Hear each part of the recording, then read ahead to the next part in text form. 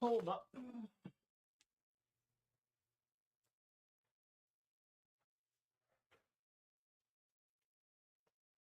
Ow. Oh, my hip. My hip is in pain. If only I could wake up in the morning and be like, man, I can't wait to play Minecraft. But I can't do that yet, can I? Not for another 120 hours. After today, 115.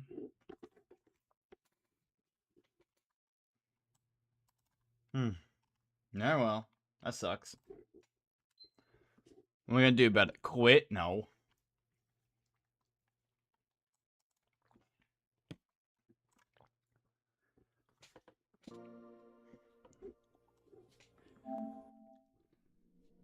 Yeah, realistically, I'm only 4 weeks. I'm about 4 weeks away from finishing this game. Hello, Hermit. Hi.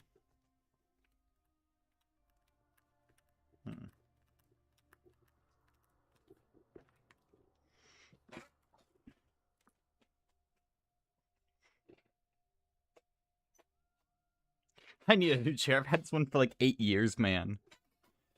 It's time for a new one. Oh.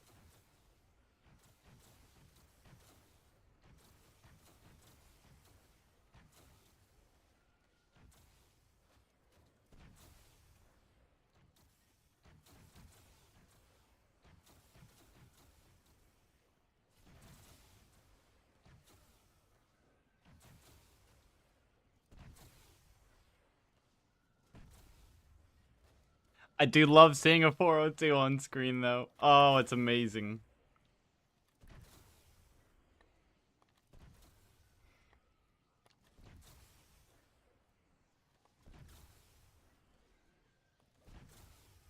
I am still a ways away, though, from 600.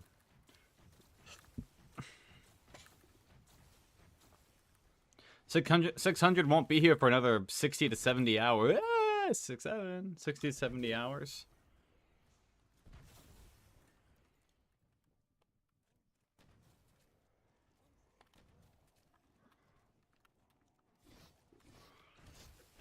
All right, here we go again.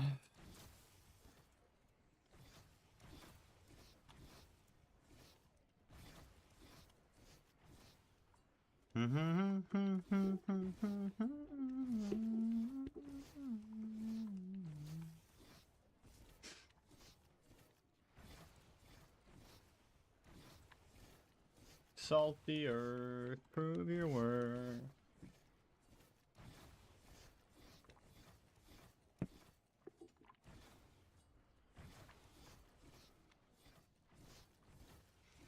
Oh no.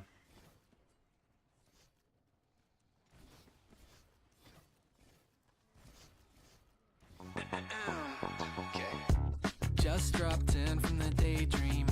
You know I always gotta cause a big scene. Gotta make everything about me. I've been like this since I was like 13. I love that little static effect. About me, I've been like this since I was like 13.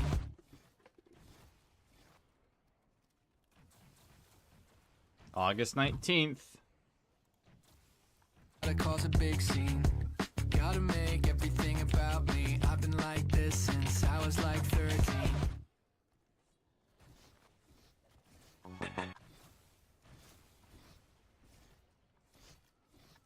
Salt the earth, prove your worth. I got a reputation as a killjoy.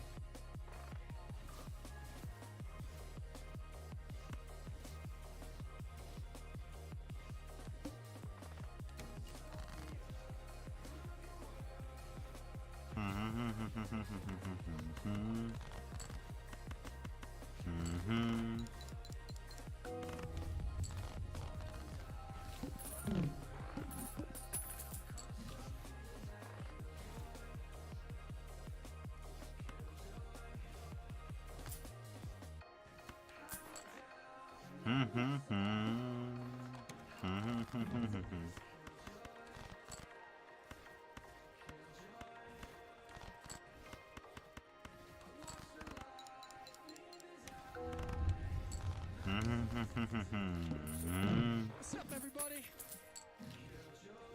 That time of month again.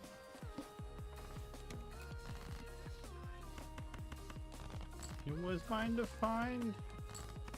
You guys are already being ridiculous. Nexus, 14 months. Thank you so much. Full Quest, thank you too. 14 also months. Also months. Ben Waters, thank you. This goes around real fast. Ben Waters, thank you so much for the 10 months. Appreciate you. Dark 50, Dark 050, sorry. Thank you for those 5 gifted. If you got that from Dark 50, make sure you thank them. That's super wholesome. Pixelgasm, thank you for the 161 raids. Sorry, I was AFK. Damn, appreciate you all. Who is Ferncool? Thank you. Thank you too. 1 second, let me do this.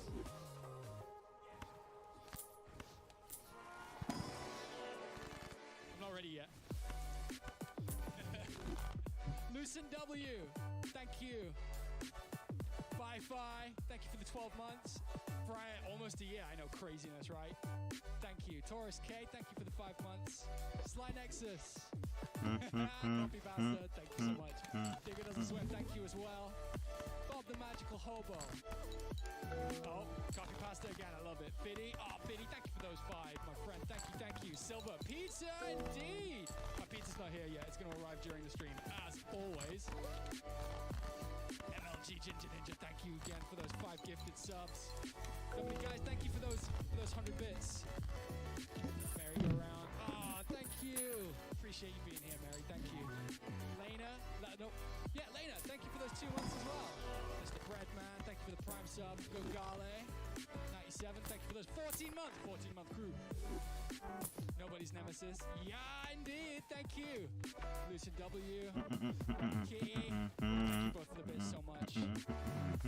Max needs snacks. Stan needs snacks 52. Thank you so much for the sub. Mortal Tombat, thank you as well. Atheonix, thank you for the tier 1. So, I have no idea what we're going to do. Fuck. Fucking shooting me down early. Thank you so much, guys. As always, you crazy bastard. I really appreciate it, man. As always, you crazy man. Alright, we're gonna get on it when this track ends. I'm just gonna grab a water. I'll be right back.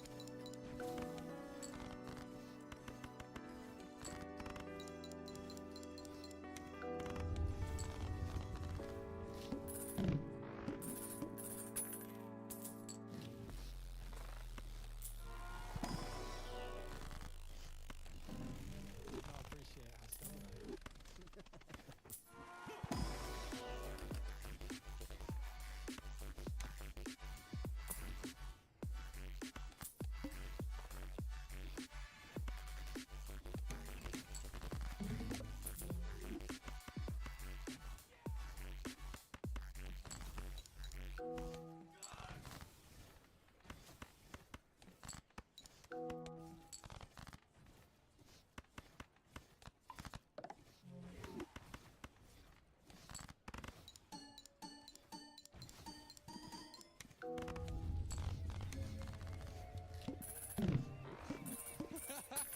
Everybody ready to party? Let's fucking do this shit. Is it really fun?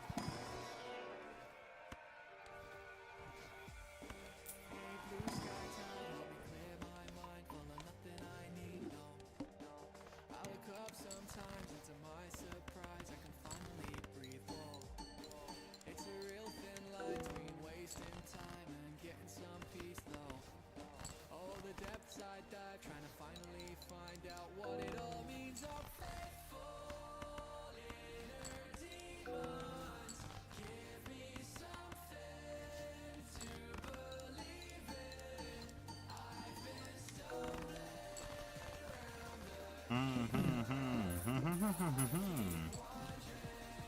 George Chan, thank you for the 10.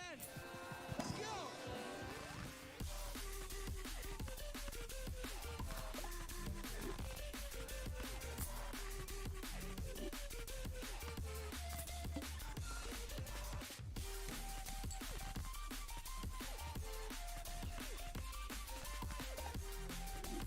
Granja, Strain, thank you.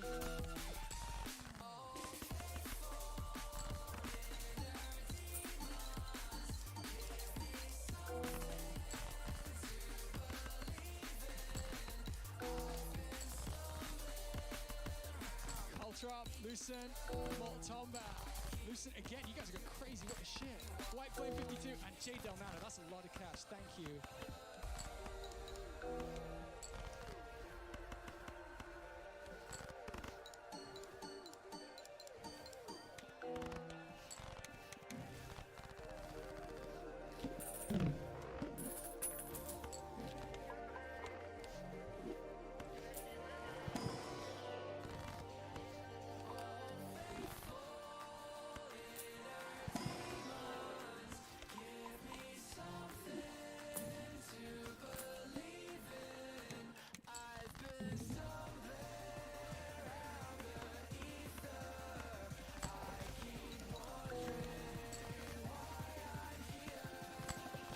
Ah, it's gonna be an issue.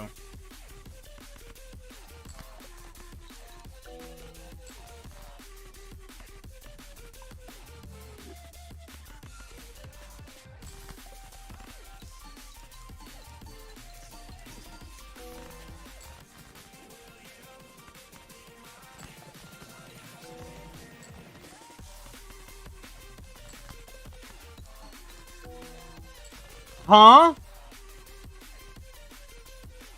That was a flush!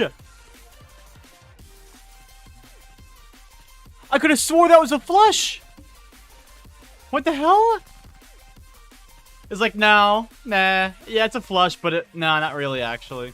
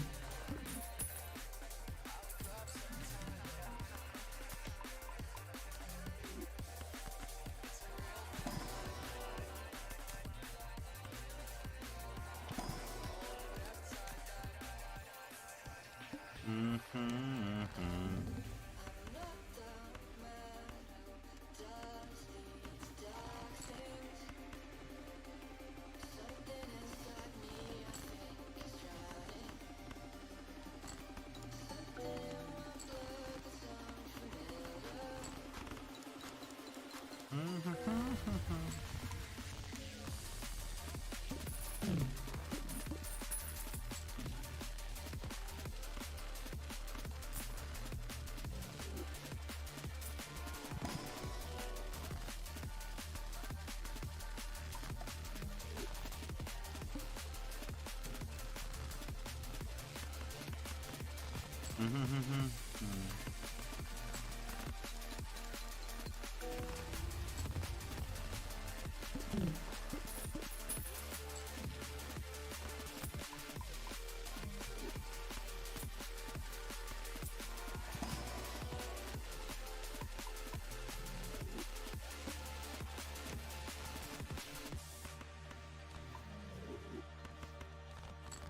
guys, thank you. 60-year-old Demiurge, Clory, it's so good to see you all here. Cyborgium, thank you for those bits. Rizzo, SSBM, thank you. Oh yeah, I got things.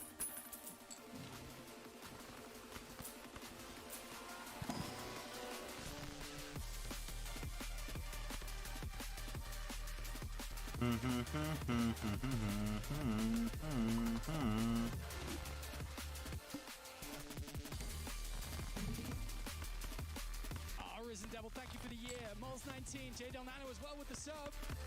Vedrio, thank you for the 7 months. You're all welcome here. Thank you.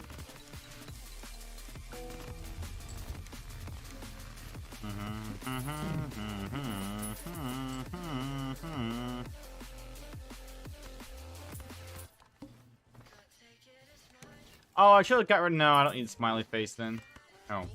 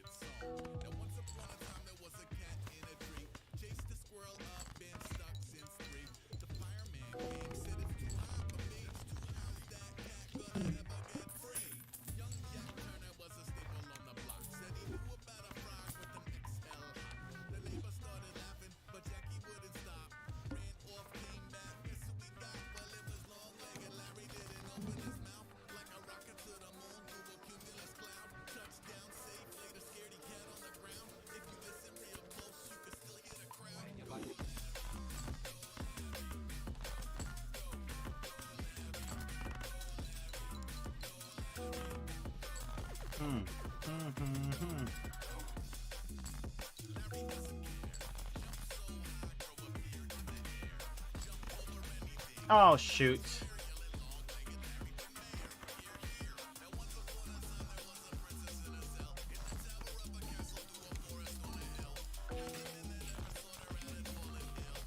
Well, that sucks. That was my one good card I had. Damn it.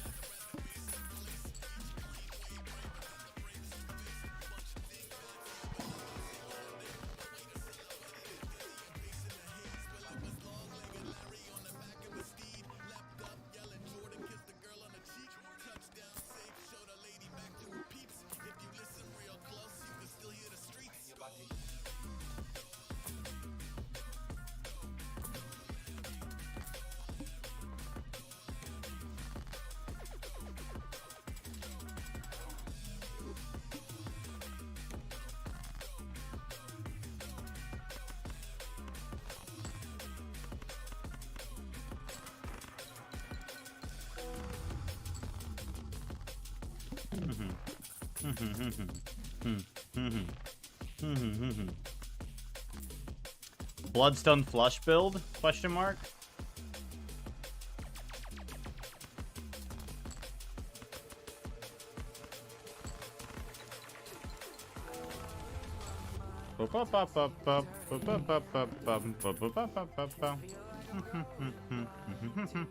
Okay, sorry, I saw all this come through. Auntie, thank you for all those bits, my friend. Tara, thank you. For real, that's so many subs. Thank you, thank you, thank you. You got a sub of Tara. Big appreciates in chat, please. Wally12, thank you for the year. Every single fucking one. I need an oops all sixes, and then I think that's really it. Losing control.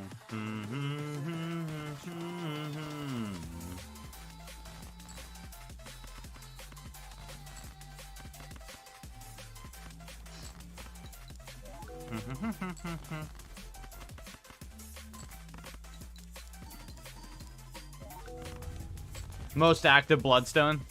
Was that a troll? No, that was a save.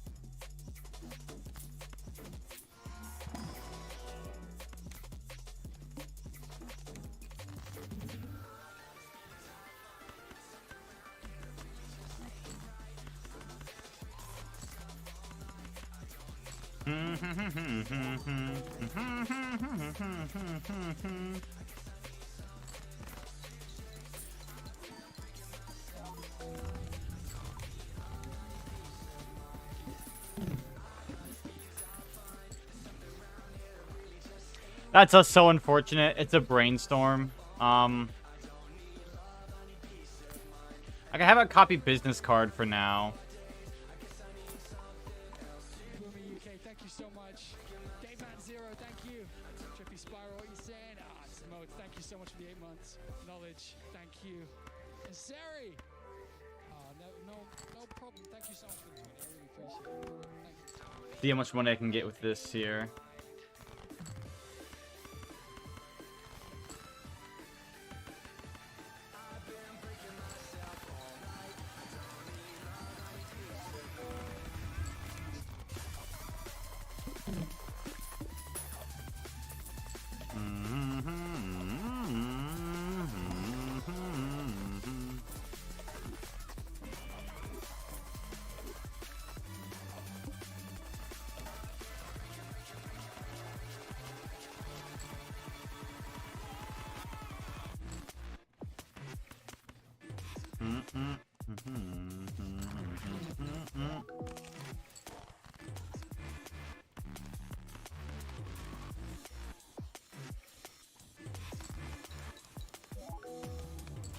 Demi, what the shit? Thank you. Fuck. I know, right? We're still playing. It's still as boring as ever. But, you know, 400 hours does make it a little bit better. Thank you so much. That's so much. I really fucking appreciate that. That's madness. Jardel, thank you as well.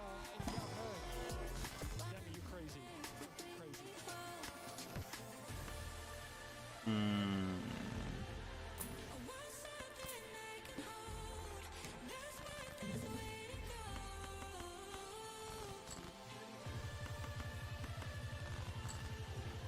Big up man like Saul.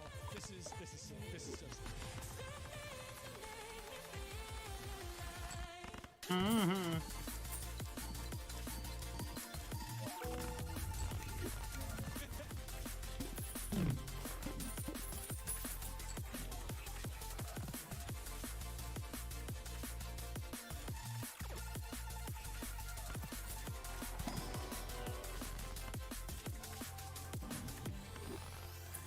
Did we take it too far to say that we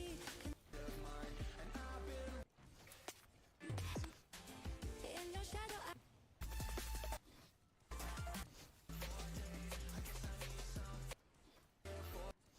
Thank you so much for the I'll do that again. thank you. Fuck. There we go. Oh. Yeah, I'm way ahead of IMC now. I'm not really worried anymore. I'm not really worried now about not finishing before him. Demi, shit, for real. Like, thank you so much. I mean, I really he just last night he played. Let me see what round he finished on, or he Demi, you crazy. he ended his stream on.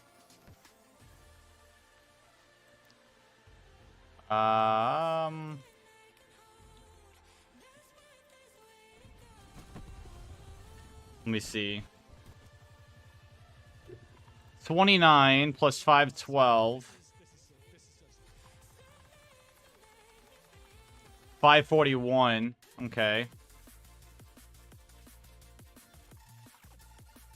So let's say he was playing at 7 SPH and he's on round 541. I'm still, even if he was playing at 7 seconds per horde, which there's no way he's not. He's playing a lot faster than that, I think. I would still be almost about 16 hours ahead of him. Yeah. He's on 541 right now. So I'm still about... realistically, though, so if he was playing at 7 seconds per horde, which is really slow in this case, he would be at 386 hours. However, though, he's likely playing at 6.4 again. So he's probably only at 353 hours. So I'm almost 50 hours ahead of him. Which is about a week's worth of time. So as long as I don't give up or, like, let up at all, I'll be okay.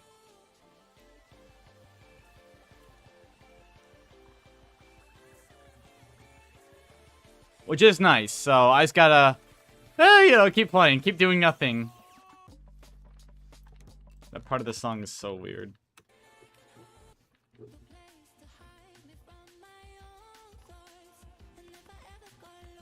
Oh. Yeah,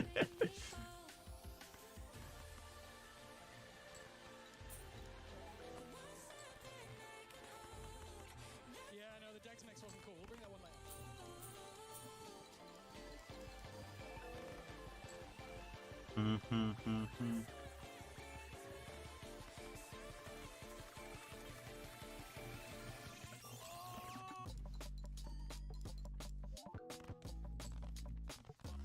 I only have one more round of brainstorm. That sucks.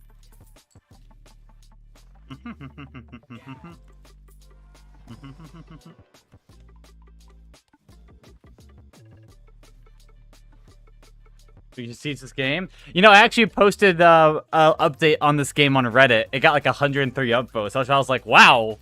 That feels like a lot.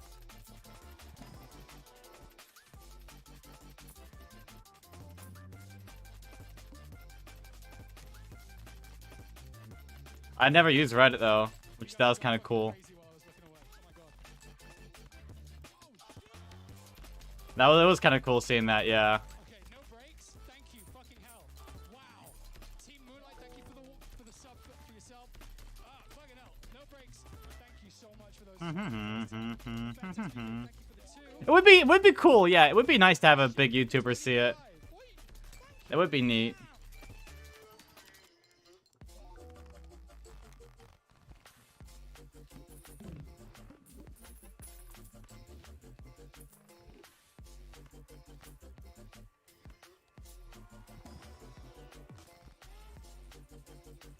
Need 100k views? Yeah. Right? Where's the ketchup? Over there. Don't Lex for Tom? Dude.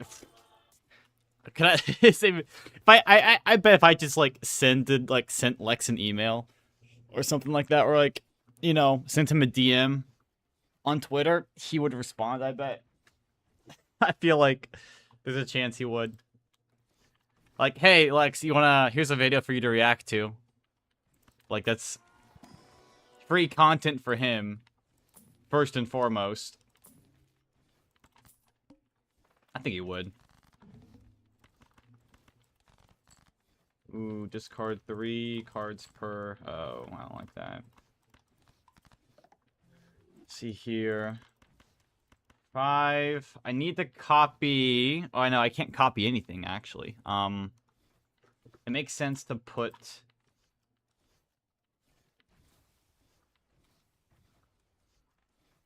Oh, yeah, it'd be 200 hours longer than Tom's... Over 200 hours longer than his game. Trying to think, is this the best route to go for my... Should be. Because these activate here first. Wow, okay, thanks game. That actually sucked. What was that?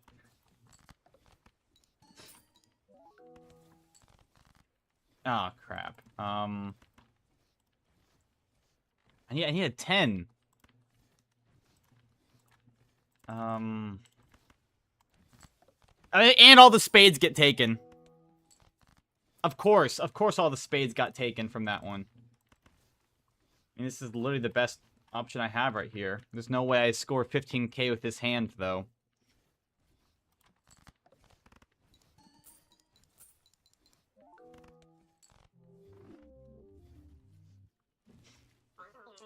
Dang. You got hate comments for the knife strat? Really? That's crazy.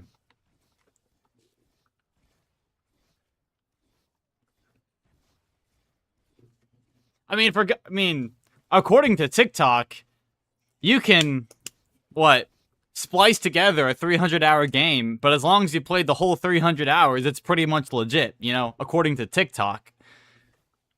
But because of the comments on Wonderful's video over there are just awful. I can't believe that comment section on Wonderful's video. Oh my gosh. So I should be in the clear. It doesn't even matter apparently now. I could do whatever, and as long as I played the whole 500 hours, I'm okay.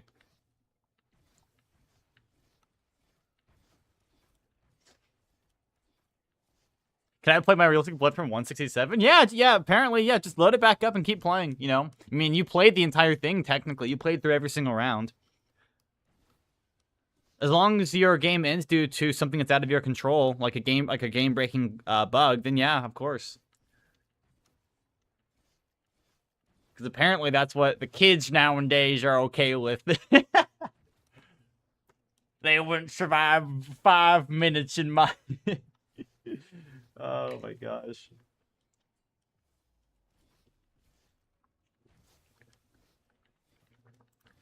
Yeah, they're save and quit brain rotted.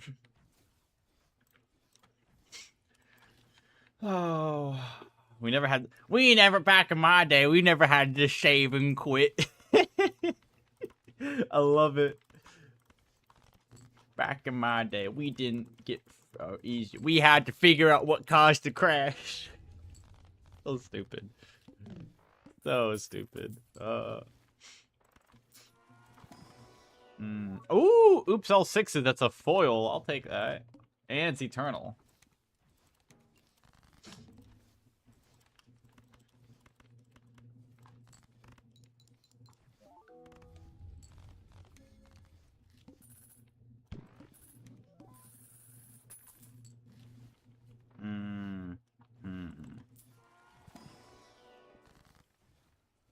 Temperance. What would oops all 6s even be good for? Really nothing. I'll just make a glass card then, I guess.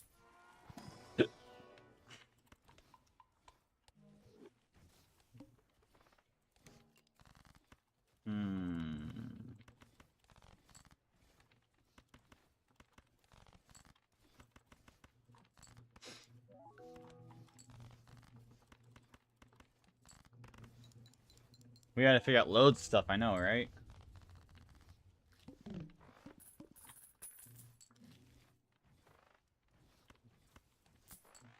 We'll buy that. Buy this. Ah, dang. I keep getting levels for my full house. I think I'll just run that, maybe. Let's see here.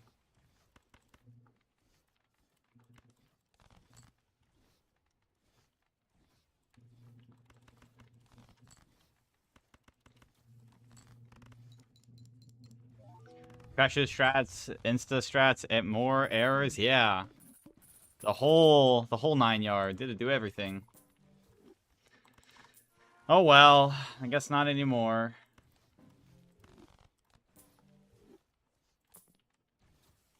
That's a timed.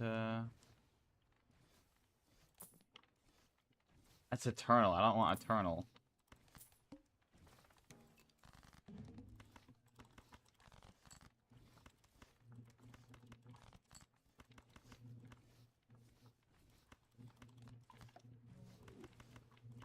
Honestly, I think I'll play that.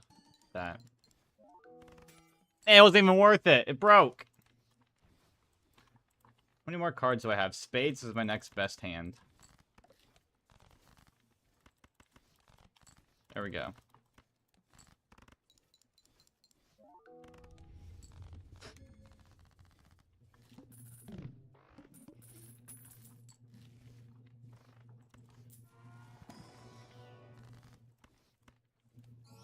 Oh, yes, Polychrome. Thank goodness. I just need, like, a Hanging Chad. Or I need Hanging Chad and I need Bloodstone. That's all. Come on, game. Be nice to me. Ooh, do I want a rocket? That would solve my money issue.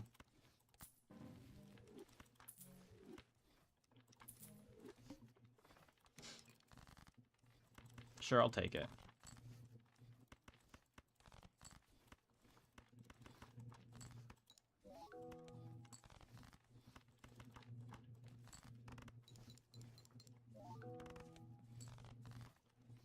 Mm-hmm.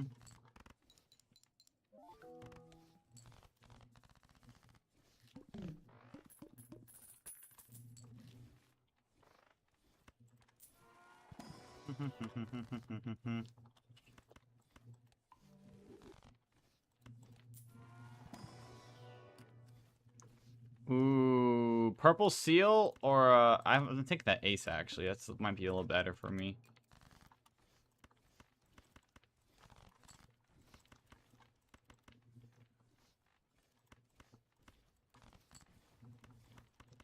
Yeah, I have a really good full house hand right now, so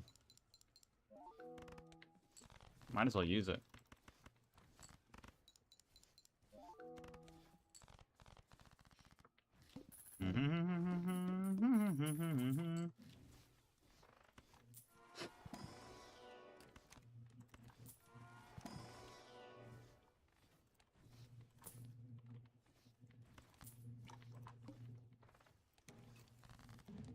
Two and 7 cards get drawn down, right? So it's a 2 in 7 chance. Out of 8 cards, 5 of them were drawn down. I should have at most 3.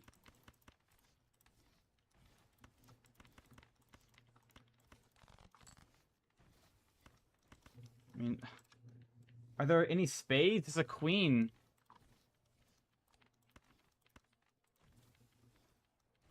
Okay, no. So these can't be... Alright, what about now? Still, they can't be. Okay.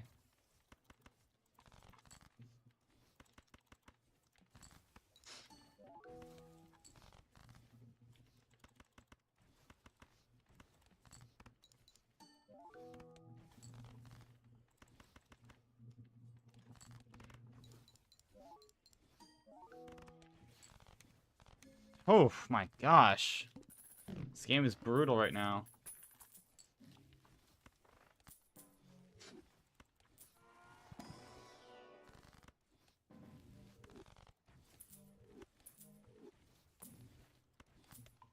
Come on, game. Give me something to work with. Please, I beg you.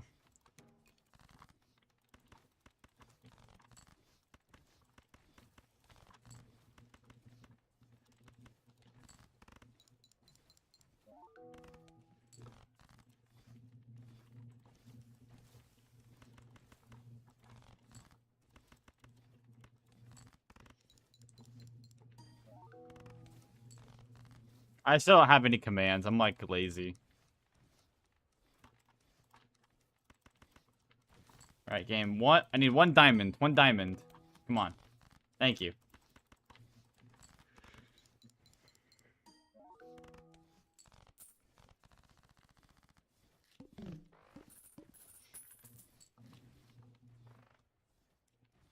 Ooh. Eternal scary face. I'll take that, actually.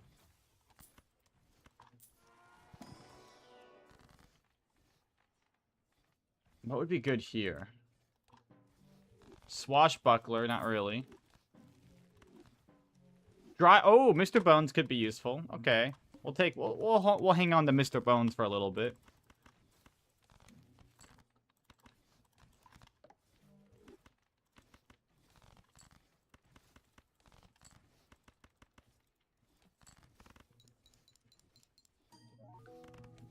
Like, I kind of did expect that to maybe a little more useful, but I guess not.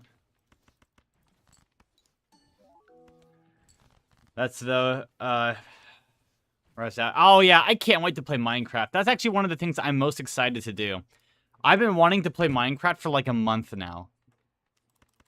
And I really haven't been able to.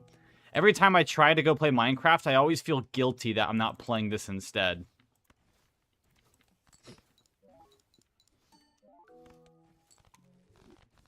So I just start playing this.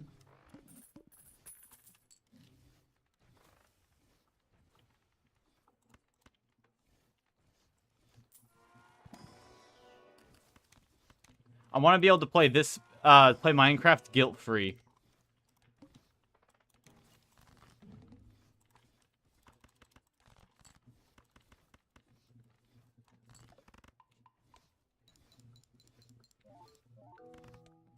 Oh, that's not good. Okay, let's see here. No, it's more useful to play the actual hand.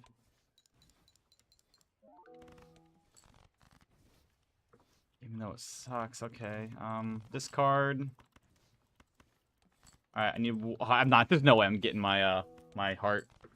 Yeah. Oh my gosh, I did. But I don't think this is enough to win, though. No. Dang. He'd be saying, yeah, 9-3P, no power during it. Dang. I've played, like, probably 20 hours worth of Minecraft in the time I've played this game here. Played a bunch of Minecraft. Really haven't... I played a lot of... a good amount of Satisfactory as well. I played maybe about 20 hours of that, too.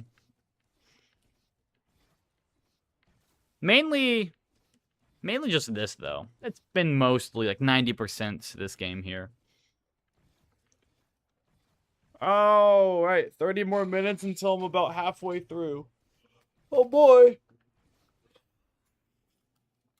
I can only play one round this morning. I'll play one round later tonight when I get home. I work, though, today. I have to be at work at 9 a.m. I gotta leave at my house by about 8:25. And then I have to be done by about 8. Man, I have less than 2 hours left, so I'll be fine. I have time for one 10-minute break. Good.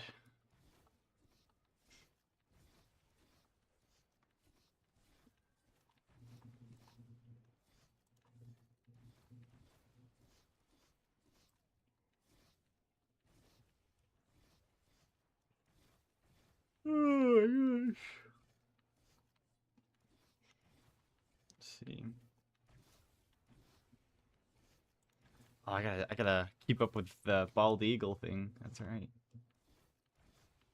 Now the latest on beloved bald eagle Jackie, who remains in critical condition at a facility in Ojai. Medical teams have been working around the clock to diagnose and treat Jackie's mystery illness. Eyewitness News reporter Michelle Fisher joining us now with more on the earlier this week and now is taking us inside that procedure. The procedure was done very quickly and allowed us to attain a ton of information. The doctor behind Jackie's CT scan sharing details tonight after treating the famous Big Bear bald eagle. She was essentially laid down on her back. She had straps laid over her body. She cooperated fully throughout the procedure. The CAT scan itself involved approximately 1 minute of acquiring about 1,000 images. Dr. Mike Higgins, a veterinary medical and surgical group of Ventura, says the team at Ojai Raptor Center brought Jackie in Wednesday afternoon as her caregivers work around the clock to determine why she's experiencing severe anemia and kidney inflammation. Luckily, they were able to rule out lead intoxication, which is a leading cause of illness and death in eagles. Jackie also getting a blood transfusion this week thanks to what her care team called a life-saving donation from this bald eagle, Spirit, seen here on her perch at the Calm Zoo in Bakersfield. The zoo says Spirit was given some extra trout for doing her part to help another eagle.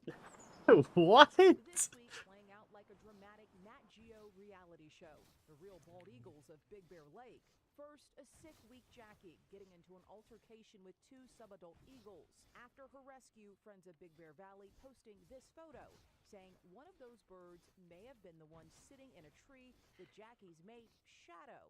Bro, I swear, if Shadow cheats on Jackie, I'm going to... Oh. That's going to be horrible.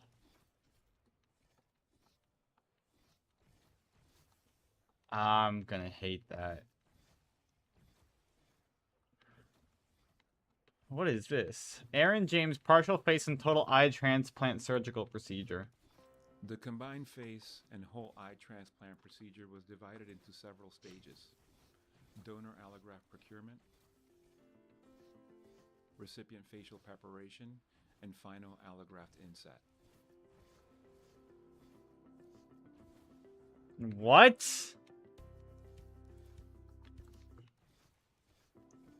How on earth do you transplant? This is not Naruto, man. What the?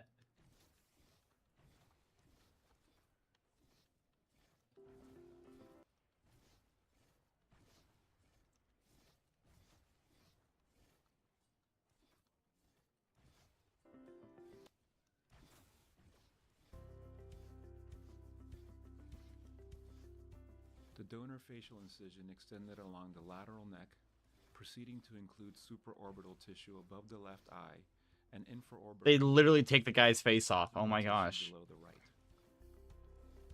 Soft tissue dissection proceeded to identify major blood vessels and nerves of the face. The branches of the facial nerve were carefully dissected circumferentially and transected distally on the right. On the left, the facial nerve was dissected circumferentially and transected at the level of the trunk as it exits the base of the skull. The mental nerves were also carefully identified, divided, and included within the allograft to preserve sensation to the lower lip and chin. The scalp and soft tissues of the forehead were then reflected forward, and dissection proceeded down to the periosseal layer.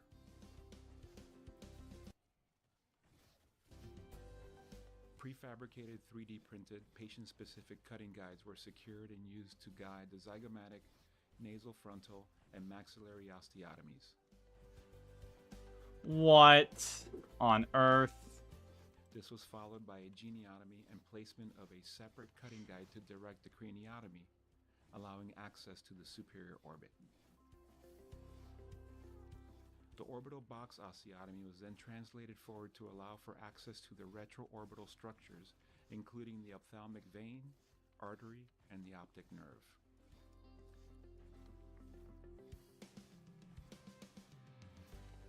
A previously freed superficial temporal artery and vein were then rotated into the posterior orbit and anastomosed to the ophthalmic artery and vein, functionally creating a bypass to maintain perfusion to the globe and its surrounding structures. The external and internal jugular veins, along with the internal and external carotid arteries, were then circumferentially dissected and transected, marking completion of the donor allograft procurement.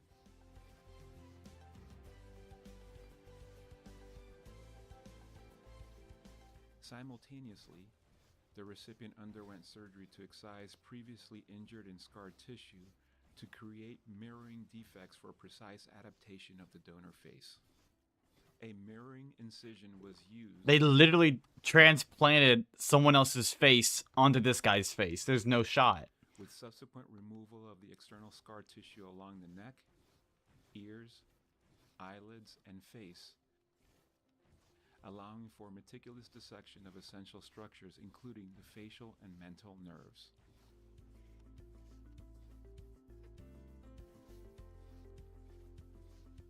Cutting guides were used to guide skeletal subunit osteotomies, precisely matching those of the donor facial allograft.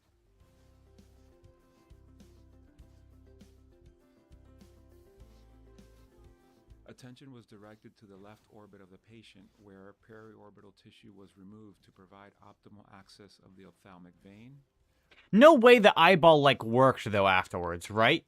artery, and optic nerve, which were isolated and transected in preparation for transplantation. You're cutting the optic nerve. Like, you're getting rid... No, there's no shot the eyeball worked afterwards, right? All right, see you later. Goodbye. I'll see you later. Bye. At this time, the facial allograft was brought into its appropriate position, and rigid fixation was performed at the level of the chin using low-profile titanium plates and screws. The cut ends of the mental nerves were approximated at this time. Using an operating microscope, the optic nerve coaptation was then performed.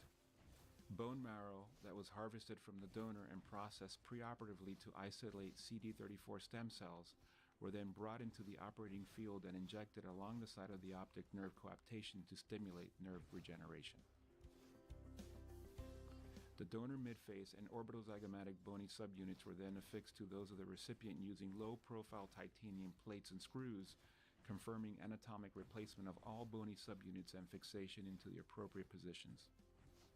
Using the operating microscope, the donor jugular veins were anastomosed end to side with that of the recipient. Recipient external carotid arteries were also anastomosed end to end with donor carotids, ultimately restoring perfusion and drainage of the allograft. The soft tissues, including the eyelids, nasal, and oral mucosa of the allograft, were then redraped and tailored to the recipient. This marked the completion of the combined partial face and unilateral ocular transplant for Huh?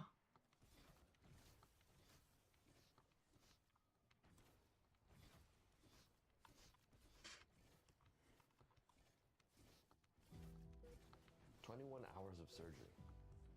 I was gonna say, there's no way that's like, almost that's like a whole lot of things to do. 140 surgeons, nurses, healthcare professionals, countless rehearsals and trial runs. One team, one mission. Perform the first ever successful whole eye transplant in human history. A surgical team at New York University, led by Dr. Eduardo Rodriguez, just announced that they performed the world's first whole eye and partial face transplant. This story of medical innovation and surgical brilliance starts in 2021. In June 2021, Aaron James, a 46-year-old military veteran from Arkansas, suffered a horrifying accident. He was working as a high-voltage lineman when his face accidentally touched a live wire. 7,200 volts of electricity instantly pulsed through his face and body, causing him to lose his nose, his lips, left cheek, his chin, front teeth, and his left arm. Most people that sustain the type of injury that he sustained often do not survive this event. Doctors told him he was lucky to be alive, but it must have been hard for Aaron to remain positive after that life-changing injury. Not only did he lose many parts of his face and body, but he also lost his independence and many basic life tasks, like breathing through his nose or eating solid food. The injury was catastrophic not only for Aaron, but his family. I said, look, if you want to leave, I get it. She said, no. She said, we're in this to the end. Aaron would go on to spend countless hours and visits to various hospitals, doctors' offices, and rehab facilities as he fought to battle through the various complications from his injury. He received his initial medical care and early phase reconstruction surgeries at a Texas medical center. He went on to suffer from a blind, painful eye, which unfortunately is a condition we eye doctors often see in patients who have had severe eye injuries. Because of the unbearable pain in his eye, Aaron went on to receive what's called an enucleation, which is basically a surgery to remove his eyeball to help with the pain. Now, when I was performing enucleations during my surgical training, one common reason we performed them was to treat ocular or eye tumors. So I was taught to try to cut as far back as possible on the optic nerve so that, one, we can have a good sample to send to pathology, and two, to make sure we got all the tumor out in case it was spreading to the optic nerve. But in the case of Aaron's enucleation surgery, the transplant team at NYU had already been in contact with Aaron, and they instructed his surgeons in Texas to try to cut the nerve as close to the eye as possible, because the transplant team wanted to have the option in the future of possibly transplanting a new eye and reattaching it to Aaron's optic nerve. And so, even after multiple reconstructive surgeries, when the dust started to settle from Aaron's injury, he was still left with a disfigured face and an empty eye socket. So, fast forwarding from June 2021, when the accident occurred, to Memorial Day weekend, May 2023. At this point, Aaron is on the transplant recipient list waiting for a donor. A call came in from an organ procurement center in New York City that a young man in his 30s unfortunately passed away, but his family strongly supported organ donation. Doctors rushed to perform tests on the potential donor. Dr. Didania, one of the ophthalmologists at NYU, led the team in trying to determine whether the donor eye was healthy and viable. After careful examination and running vigorous tests, they decided that it was. And now it was up to Aaron and the transplant team to decide whether they would give this eye transplant a shot. Time's come, right? How you doing? How you doing? The skin color is perfect. Skeletal structure. You guys are off just by 1 millimeter. You know, if you don't want to do this, you can pull out any minute. Now, at this point, there are so many unknowns, countless ways that this surgery can go wrong.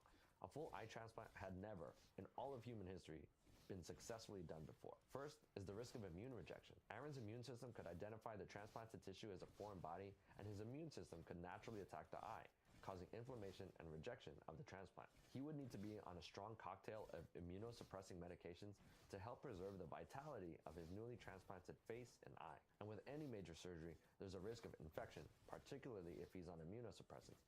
And frankly, no one has ever treated an infected whole eye transplant before, so there's no precedent or example of how to craft your therapy if that were to happen. Add to the fact that with a whole eye transplant, if they reconnect the donor optic nerve with Aaron's own optic nerve, there's now a direct connection between this foreign tissue and his brain.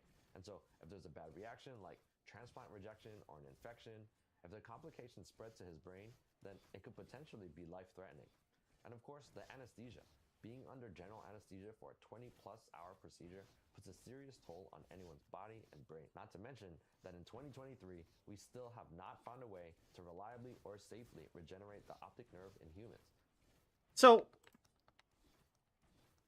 why can't humans safely stay under anesthesia for super long periods of time? You know? I always had the idea, it sounds awful, like barbaric. For criminals who commit crime,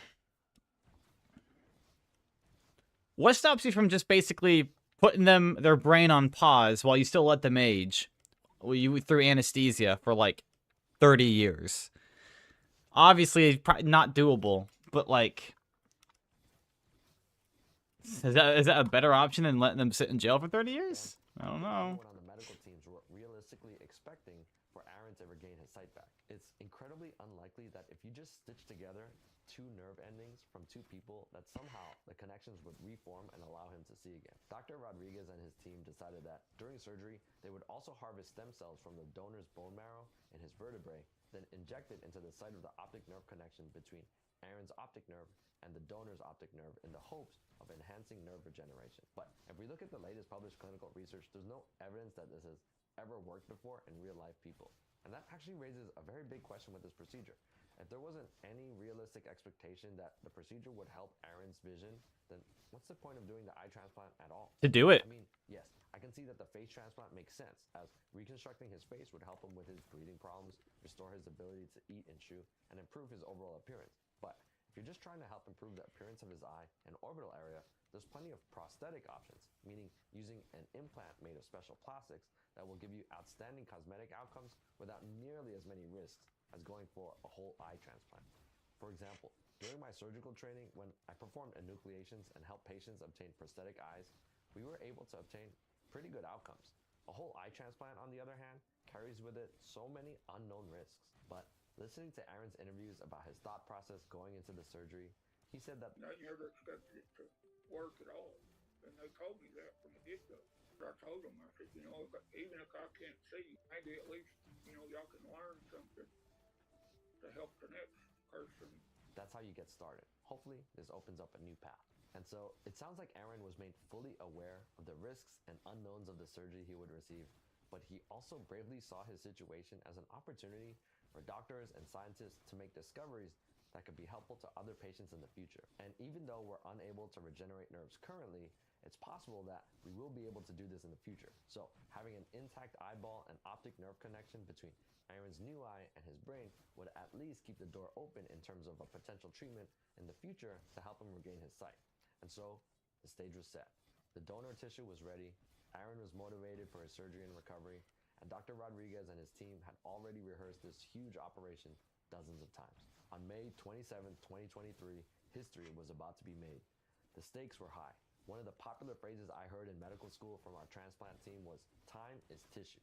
Time is of the absolute essence in transplant procedures because you need to make sure you minimize. Bro, do they time themselves? They literally have a stopwatch in the actual place, like it's a speed run. I mean, I guess it is a speed run, but Amount of time that your donor tissue is not being properly perfused with blood. So they had everything in place. A huge operating room with enough space for 2 surgical teams that would be working simultaneously. One team would be working on the donor to harvest the eye and facial tissue, including his skin, muscle, nerves, orbital bones, and blood vessels. The other team would be opening and preparing Aaron's face to receive a new left eye and face. 7 surgeons, an OR team of 80, and hours of meticulous dissection and grafting. After the surgery, Aaron recovered in the ICU. He spent 2.5 weeks there, acclimating to his new face and beginning his journey of rehabilitation consisting of hours of physical, occupational, and speech therapy. Since the surgery, he's regained his ability to taste, to smell, and to eat solid foods. He returned back to Arkansas to his wife Megan and his daughter Allie, where he continues to receive follow-up care. In ophthalmology circles, I've heard reports that his new eye is actually doing remarkably well. The cornea is clear, the eye doesn't have significant inflammation or signs of rejection. The retina appears to have outstanding blood flow and circulation. This looks wonderful. There's good flow to those vessels, okay? The eye's pressure is normal, reflecting the fact that this transplanted eye is successfully producing aqueous humor or fluid inside the eye to maintain its eye pressure. By all reports, this eye transplant appears not only to be surviving, but thriving. Now, he has what's called ptosis, meaning his new eyelid is fully covering his new eye, because the muscles around his eyes still have not regained movement, so he's unable to open his eyelid. But, like we mentioned before, there's no vision being transmitted from that eye to Aaron's brain. Ongoing studies are being done by ophthalmologists and researchers at NYU to determine whether there's any electrical activity of the retinal cells in Aaron's new eye. And so this incredibly technical and complex surgery marks the first step. The next frontier, which I'm sure Aaron's doctors and researchers around the world are working towards, is figuring out how they can safely and effectively restore vision in that eye. And so this is what I love about medicine and surgery. that is Incredible surgical. that is super. How the heck is vision like? Obviously, light comes in, hits the retina, all all that stuff. How on earth is that translated though to the brain and create an image for you?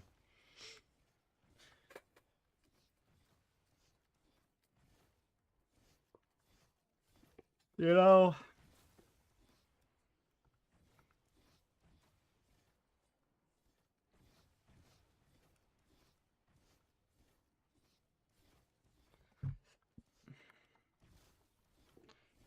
Okay. I got to go to the bathroom, man. Hold up.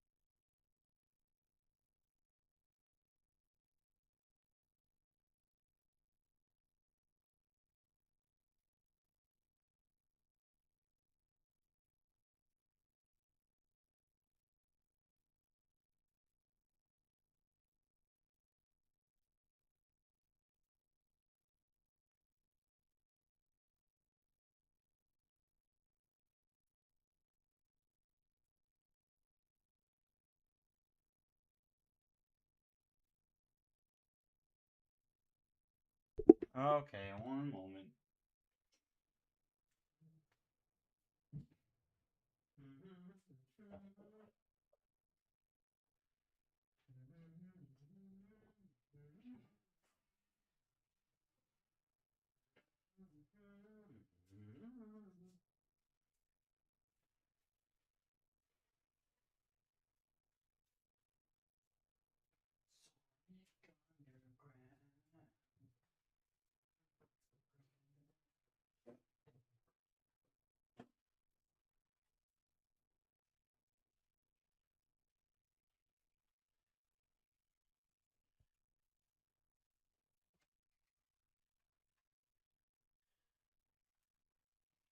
Oh.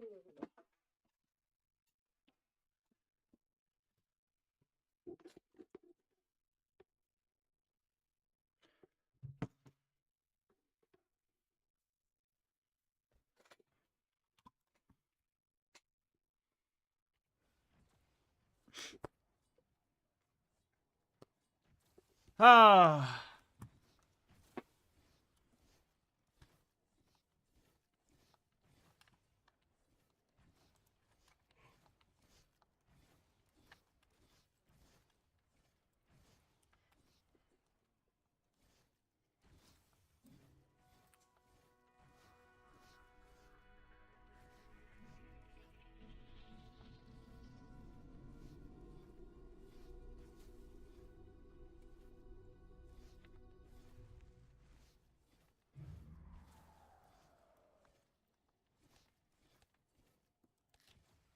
Plasma deck orange. I hate plasma decks so much, man.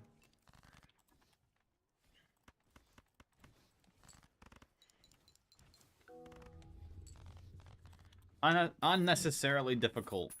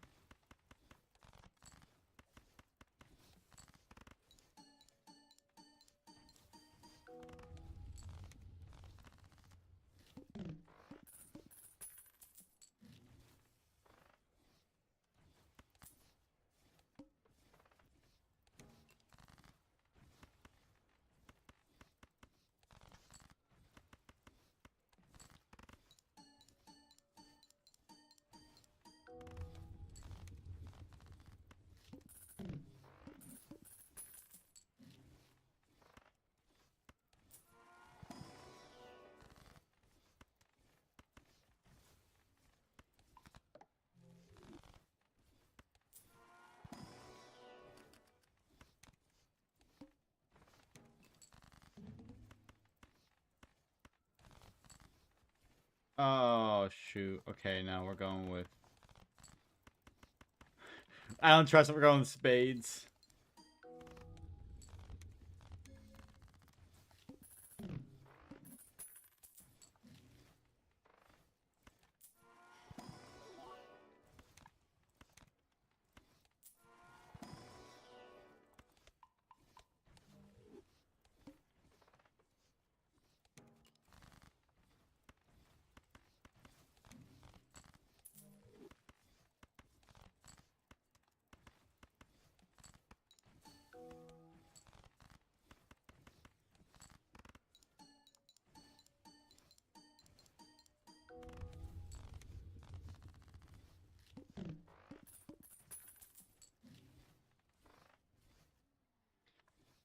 I wonder, would Four Fingers help?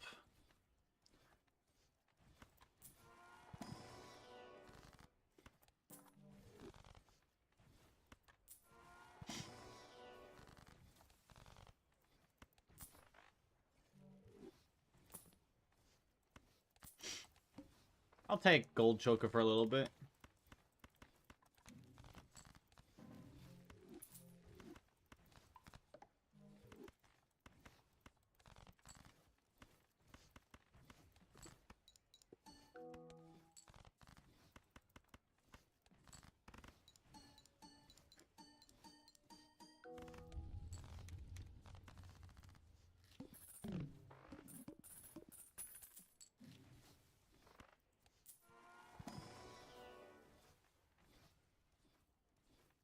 I mean...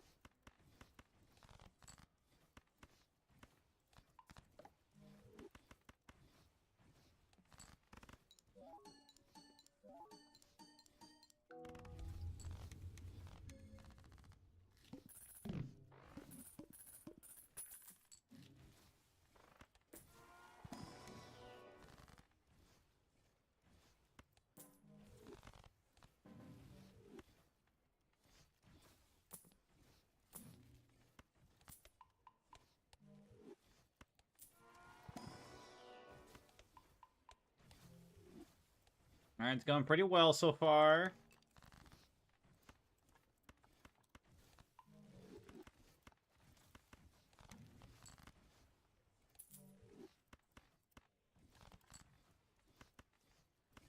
These two need to go to odd numbers. Nice.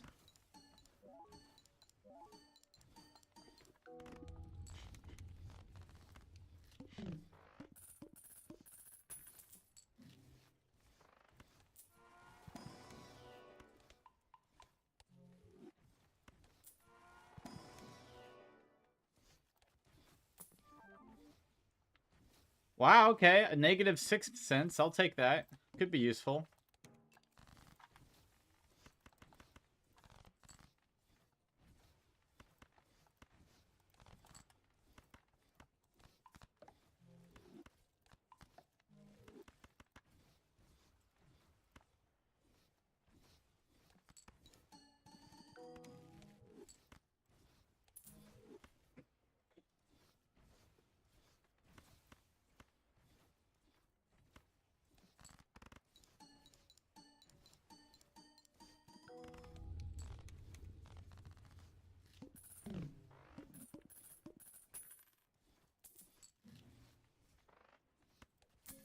I gotta take that. I need more time, man. I need more time to get my deck going.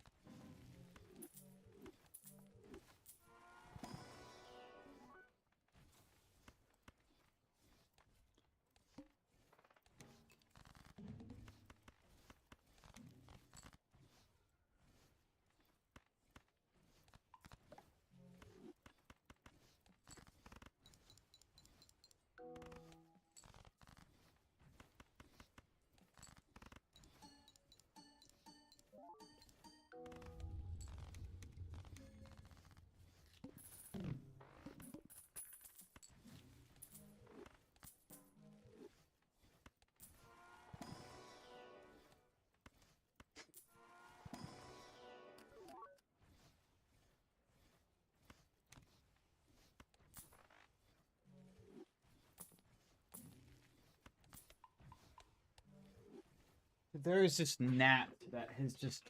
Or a fruit fly? Is that what they are? I don't know what they are.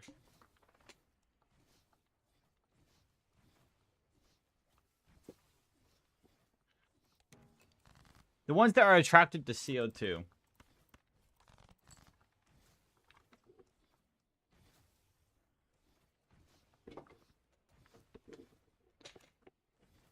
They're out there in the summer right now, and it sucks.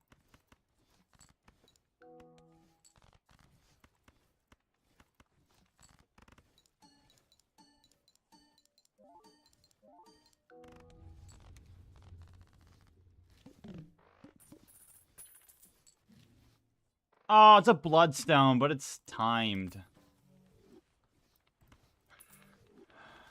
No, it's not worth it. Okay.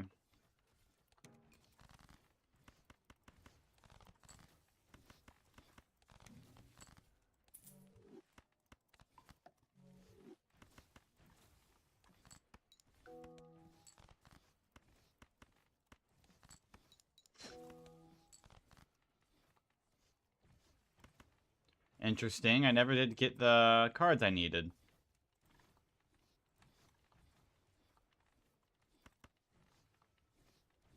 So do I play these two cards here?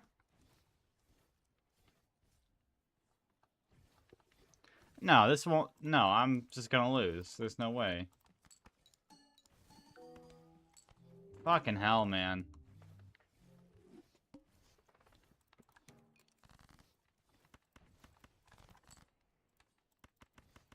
Alright. New thing, Ryan. Do not take anaglyph or petroglyph in this, because they will screw you over.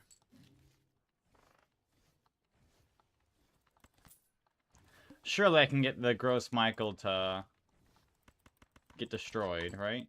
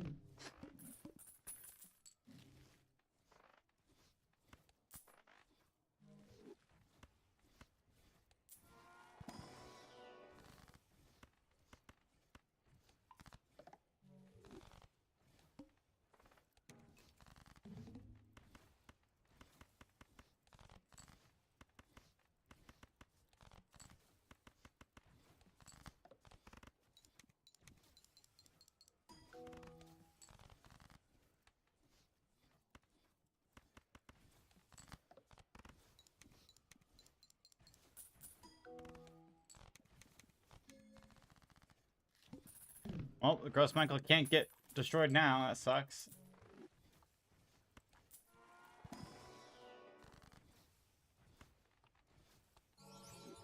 I was hoping for that.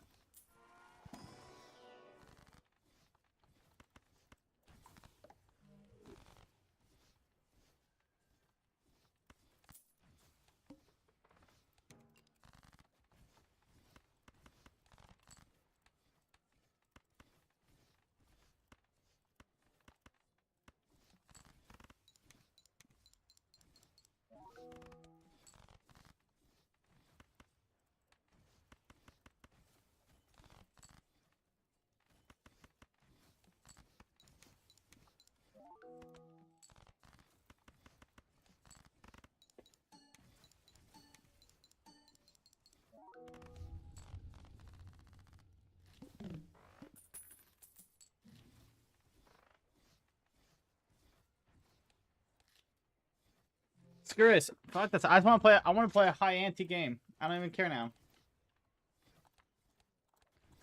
Give me Ghost Deck White Steak, man. My baby.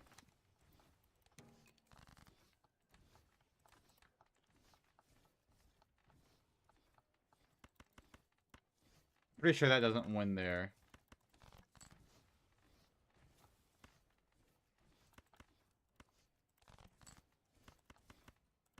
I know Queen Jack 1098 does.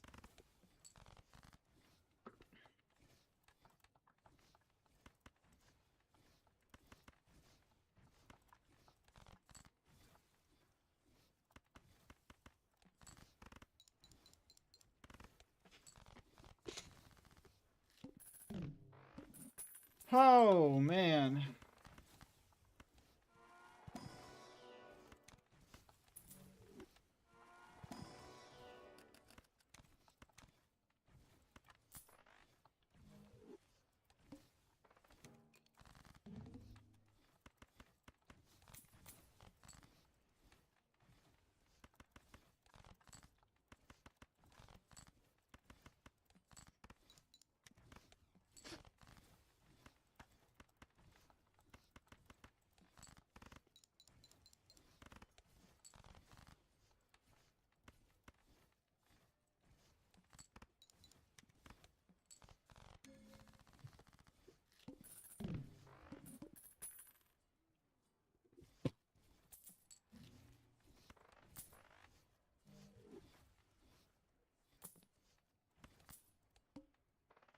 A rocket ship, I'll take it.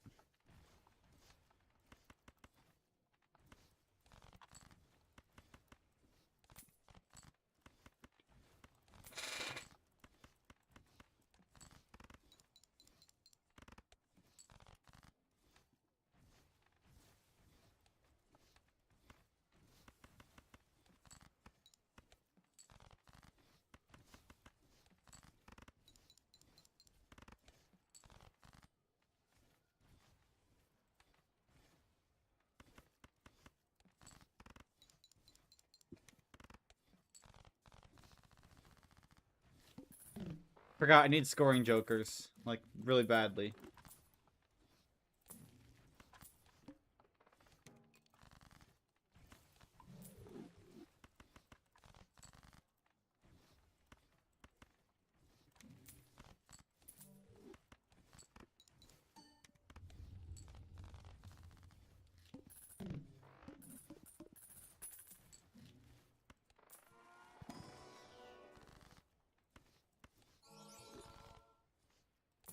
Okay.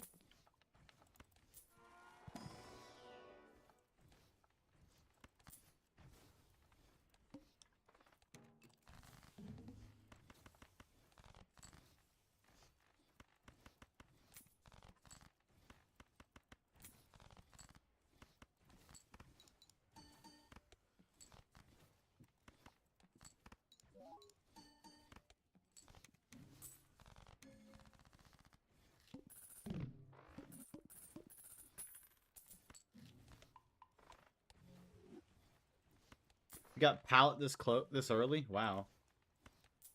I'll take it.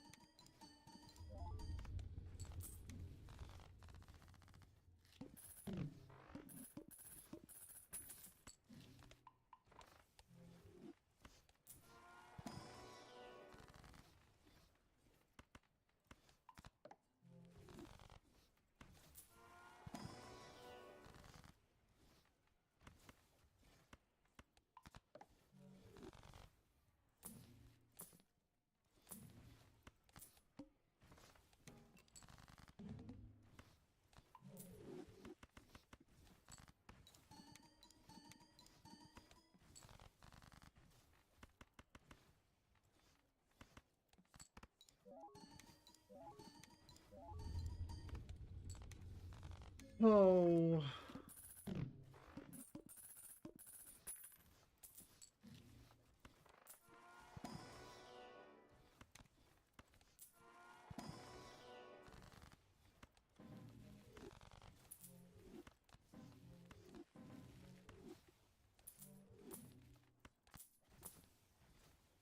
Trading card.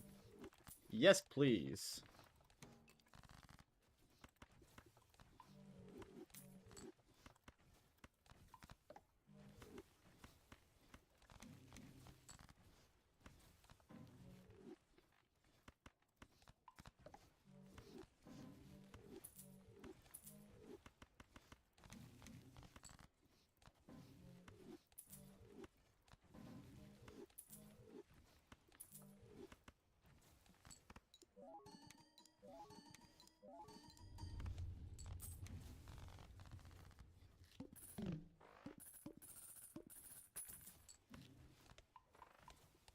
There's the deja vu.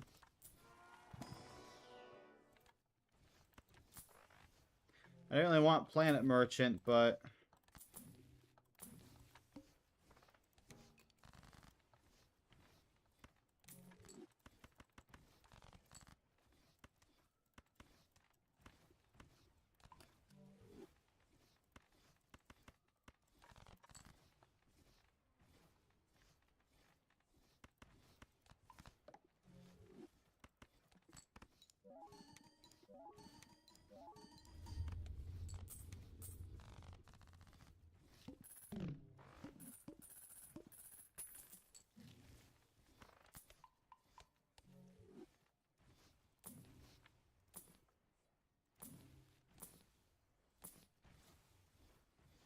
Re-trigger all played face cards. That's not played though, so no.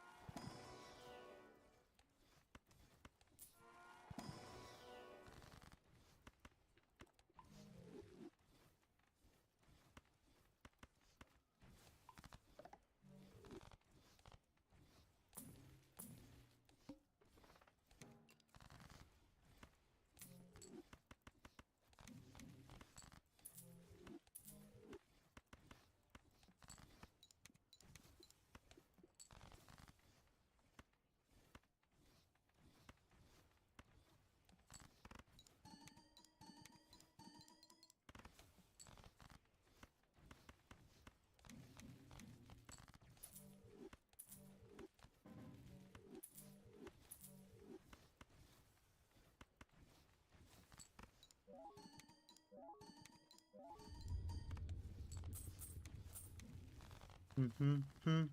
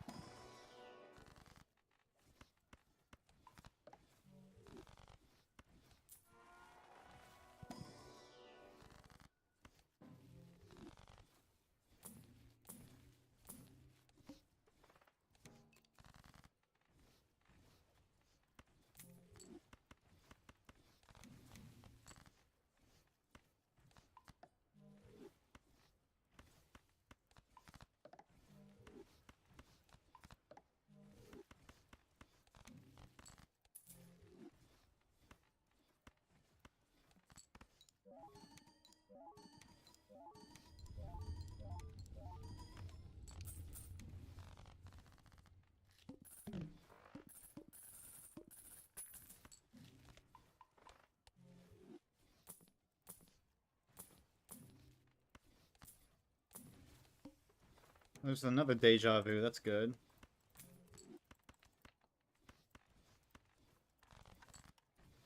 Hmm.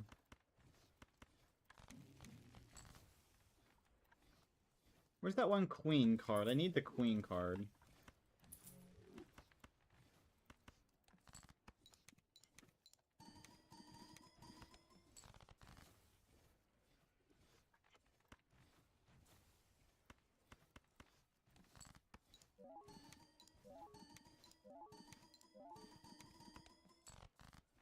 There it is.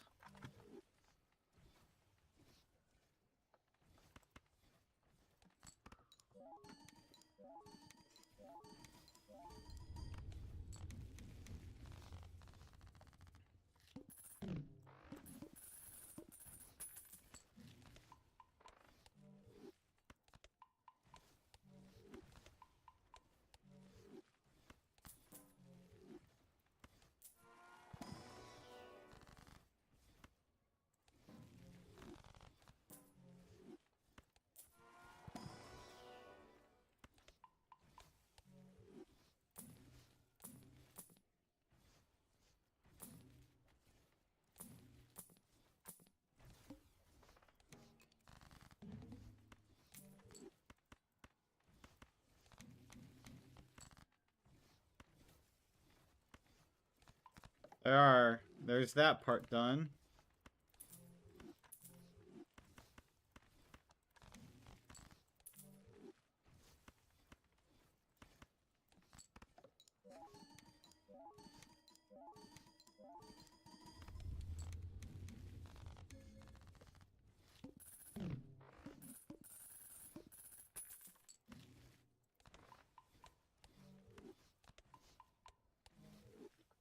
Wonder if I can make a swap now to flush 5.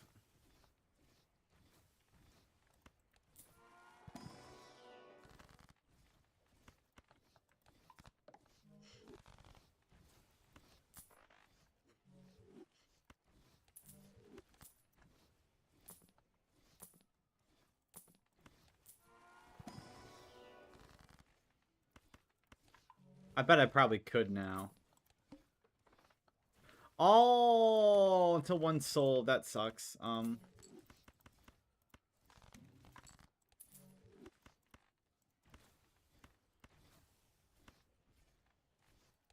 gotta play some cards just to get rid of some.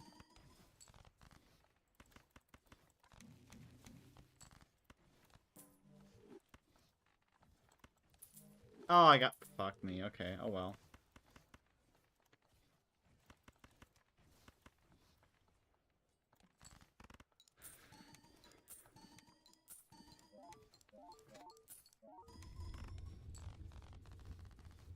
I think I can do a flush 5.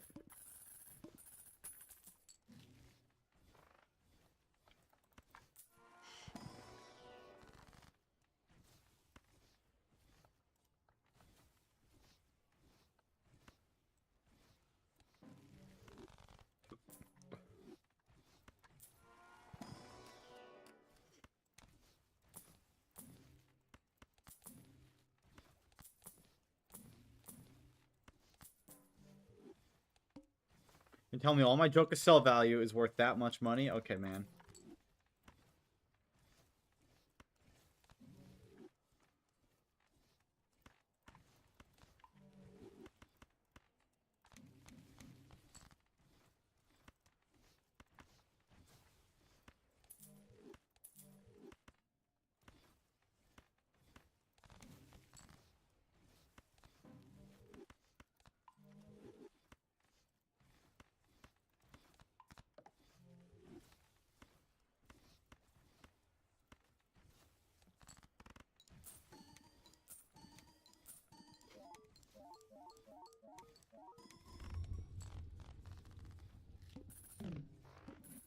I mean, I gotta sell a card.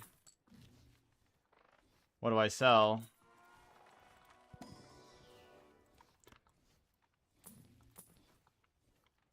Oh, I could go for the Dusk build. No, man.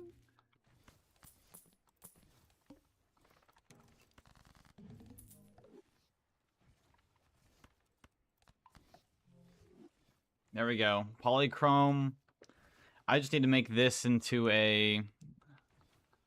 whatever the one card is called. Burglar? It's not really that good, though.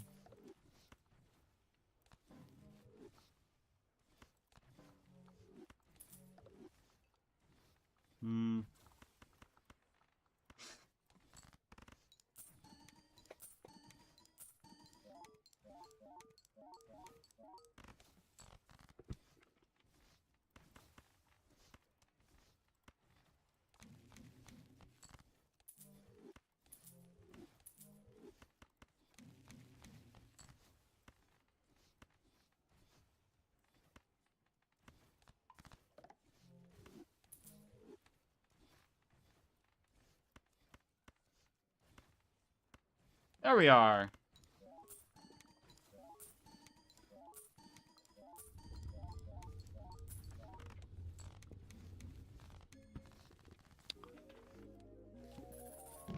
We pivot now to flush 5.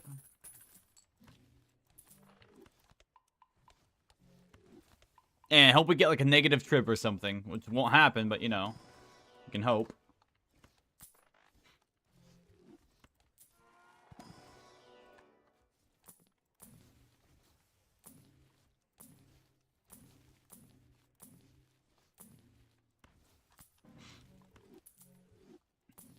Oh, really? Just anything good?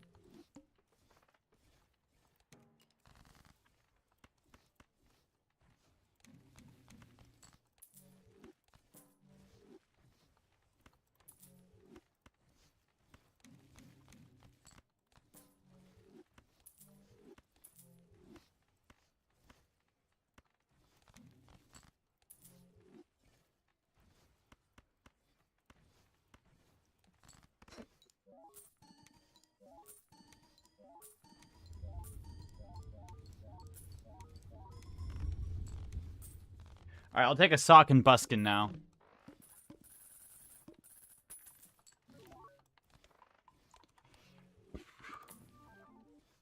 Negative even Steven.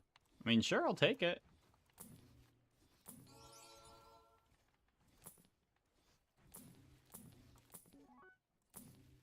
Oh, there it is, sock and buskin. Nice.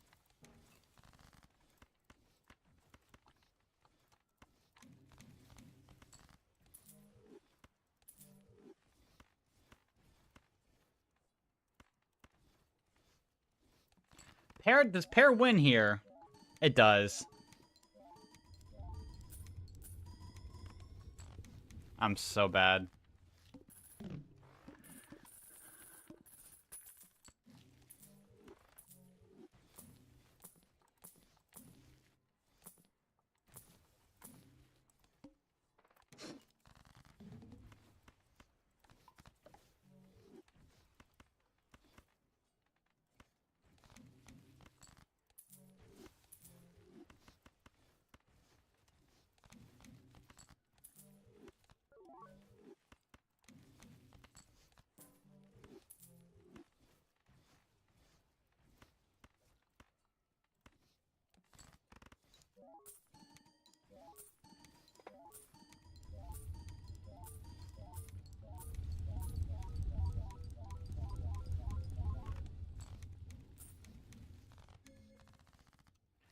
You know, I'm getting a lot of the good things I need.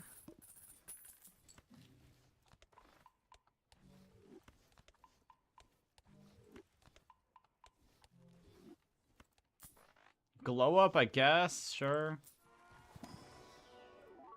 Now I'll get nothing good from there.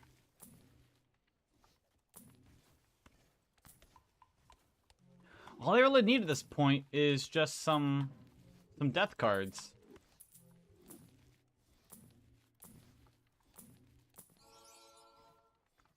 Not some polychrome spare trousers. Spare trousers, man. What the hell?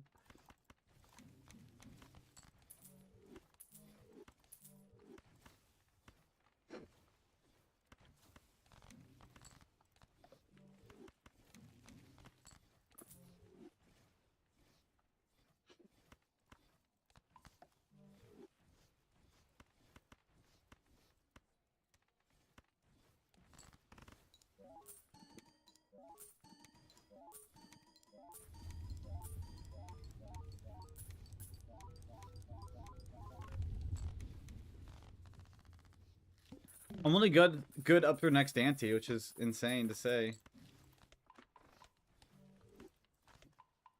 Alright, there's a fool.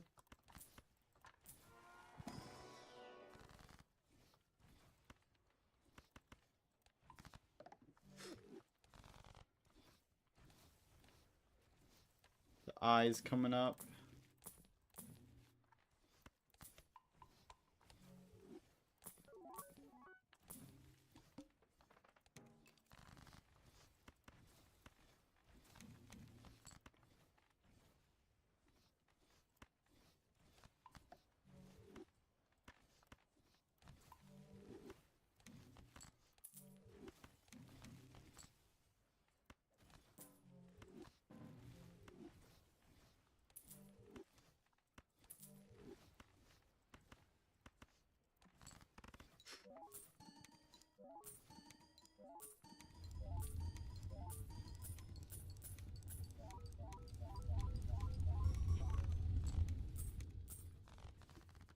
Oh, I had another polychrome in there. That sucks.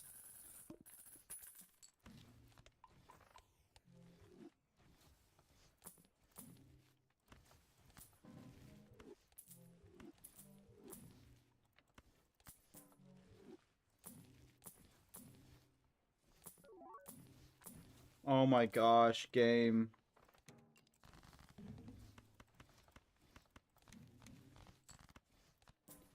There we are.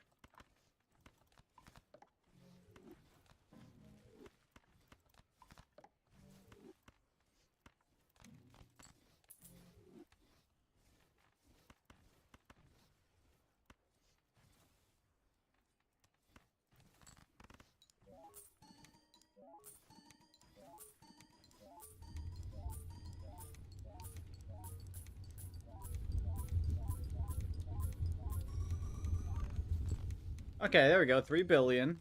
Better, better.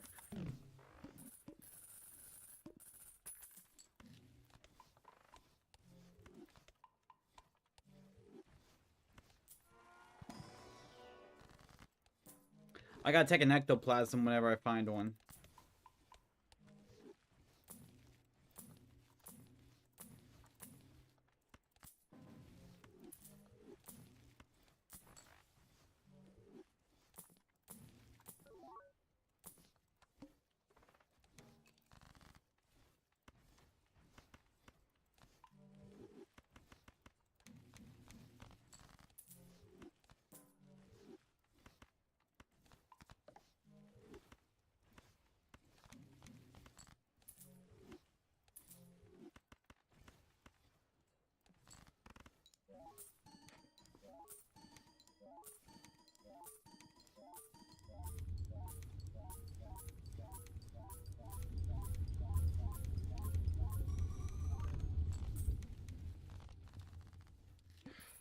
I have enough for anti-13, I think.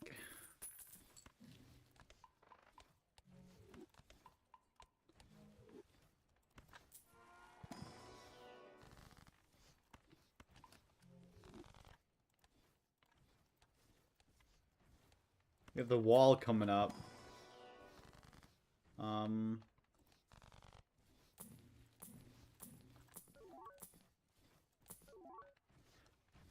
I mean, there's one card. What do I take this for, though? I don't really need to have that there anymore. Especially now that I can re-trigger my golden ticket.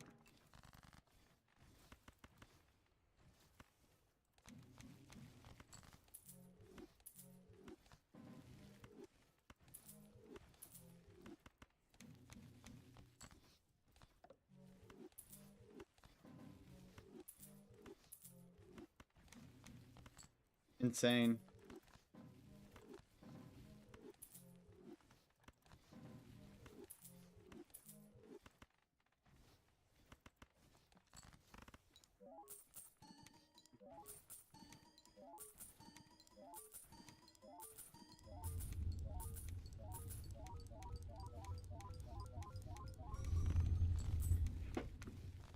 Each one gives you 24 bucks, which is a lot.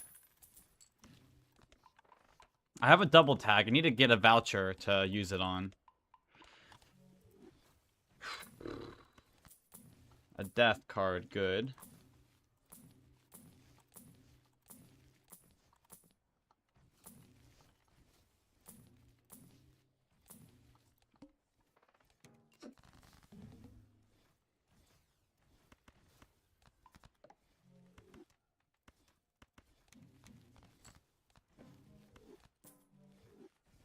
Hmm.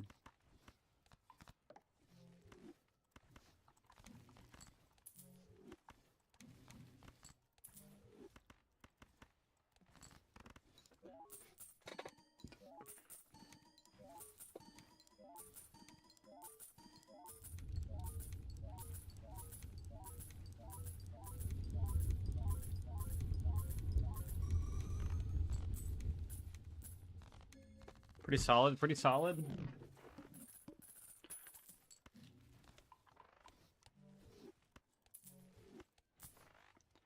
Seed money, sure.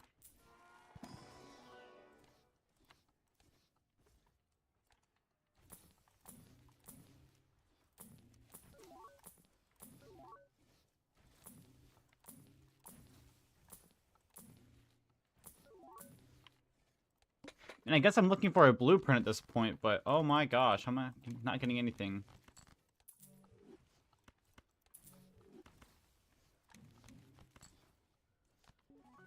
Cool.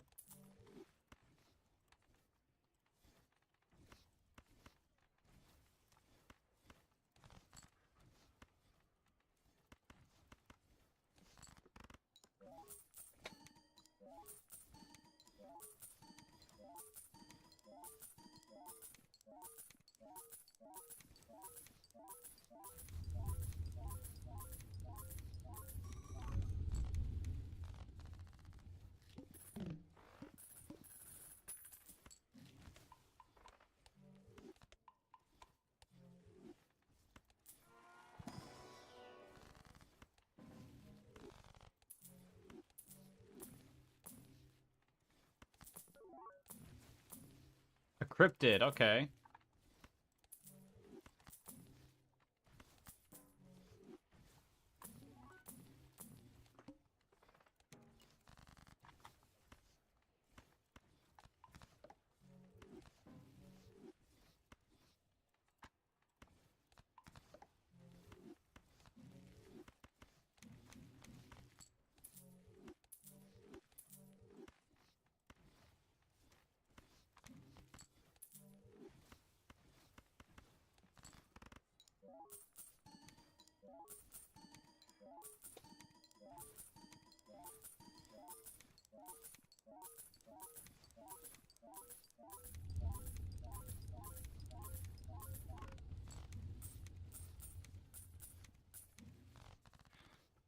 That's pretty good.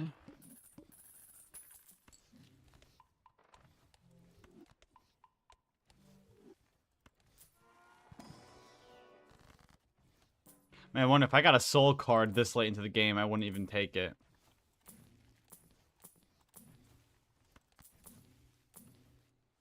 But would I take a showman?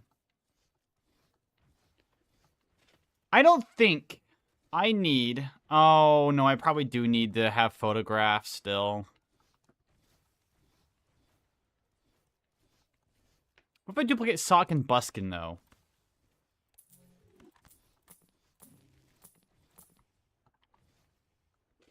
Retrigger all hand... No.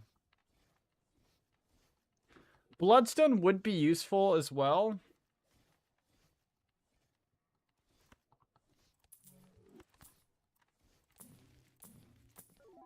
Especially with how many retriggers I'm getting.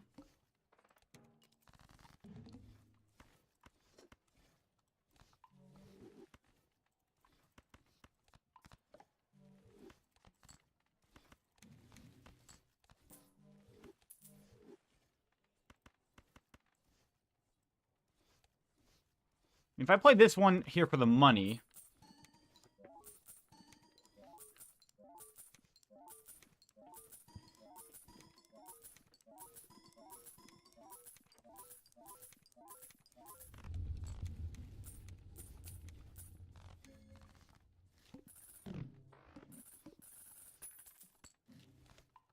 If I got oops all 6s, I would take it as well.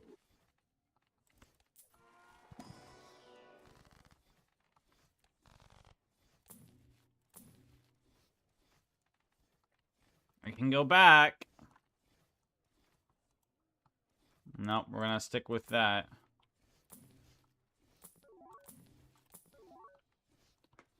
Hanging Chad, again, would be nice, but... Oh, there we go, another Sock and Buskin. So we got 2 Sock and Buskins now.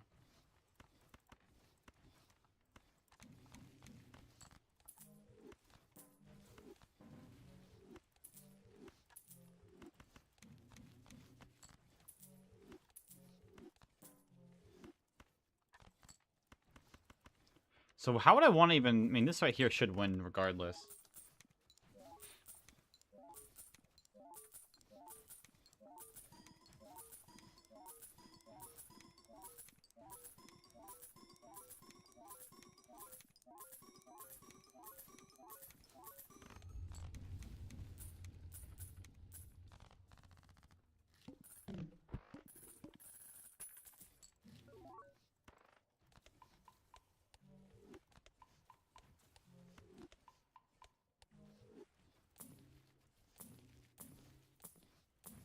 Oh, there it is. Oops, all 6. What would I even trade that out for, though? I mean, I need score at this point. Fuck. A Sock and Buskin, I can guarantee it, though. The effects of it. This.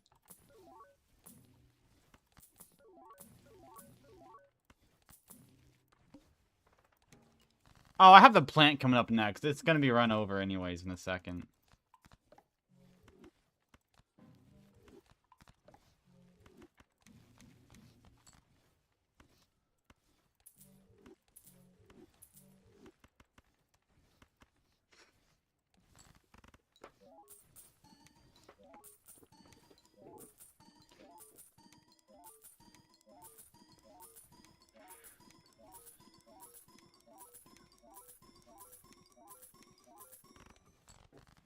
That's not enough? What?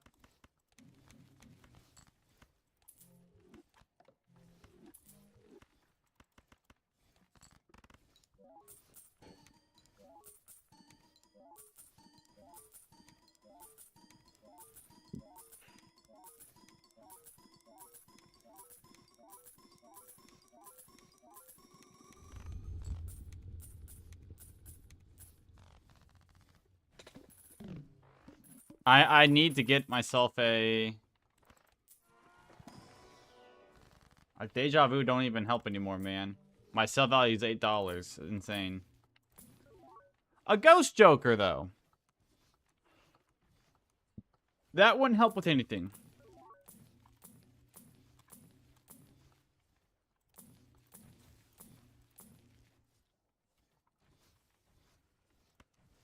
If I'm gonna live, I'm gonna have re-triggers.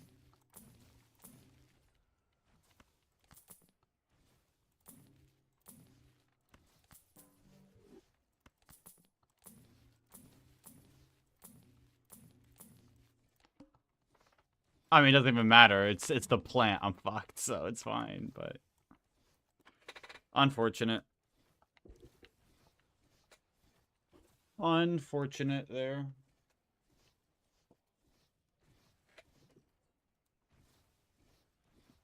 Oh, alright. About 30 minutes left. About.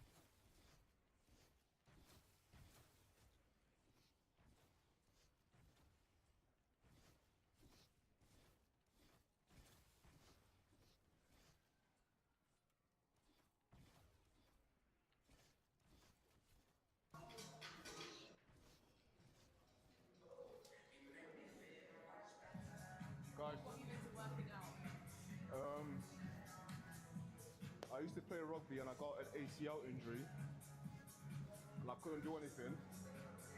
So I had to go physio, and the physio was like, I need to go to the gym.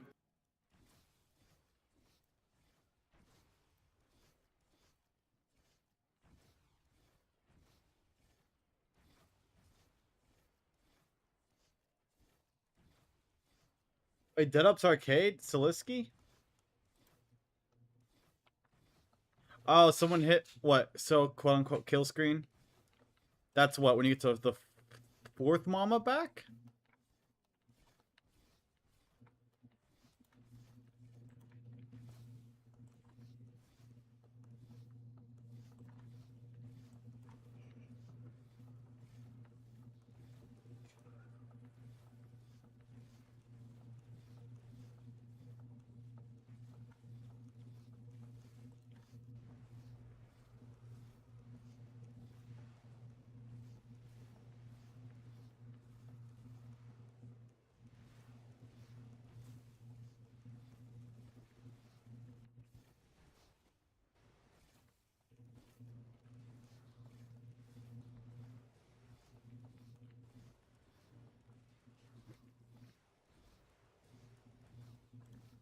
I wonder, is it possible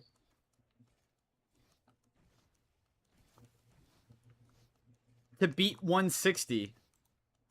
Like, if you collected enough of those gems before they all spilled out, could you beat 160?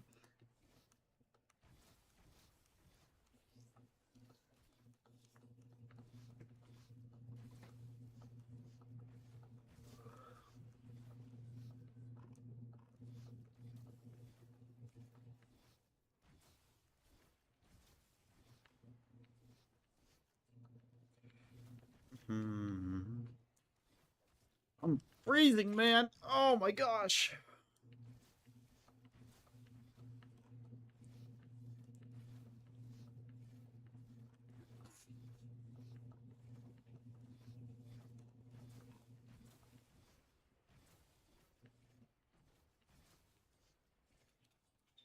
Hold on, I'm gonna do this.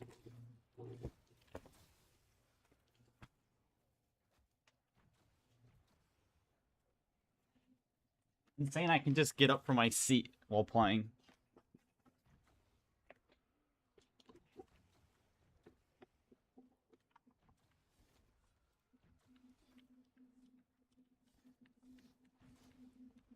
Neuroscientist from Cambridge University, his brain. Can you count for me again? We just felt really peaceful about it. Within weeks, he's in the operating theatre at Addenbrooke's Hospital in Cambridge. Surgeon Thomas Santarius is removing the brain tumour, but he does it while Ben is still awake. Okay, you take a break a little bit. Can I have a 2 and 5? We were even allowed to talk to him. Hi, Richard. I know these are very strange circumstances. Richard, I've got it right. I'm still working. Yeah, yeah. You've been doing amazingly well, and you've still kept your sense of humour. Yeah. Try to. You have to laugh, eh? Yeah. Brilliant. Well, I will leave you to it. Well done. Doing brilliantly. And No we'll problem. see you afterwards. Great. The reason Ben's awake is because Thomas has to keep testing his brain. Can you count for me again? 1, 2, 3, 4, 5. By touching the surface with an electric current, he can switch sections off for a few seconds. Listen to what happens here. 3, 4, 5. The fact that Ben stops counting tells Thomas he's touching a part of the brain affecting speech, so he won't remove it. You may not even be able to think the right thoughts. Yeah. Or you may be able to think the right thoughts and words, but you just can't get them out. Okay. Ben's tumour is incurable, but the more Thomas can remove, the better his chances of a longer life. Take away too much, though, and he might destroy vital functions like speech, movement, memory, or reasoning. And tumours aren't easy to spot. They're all mixed up with the healthy brain. It's like walking a medical tightrope. If in doubt, leave it, because there's no repair. Once you take something out, which you shouldn't take in the brain, there's very little room to correct it.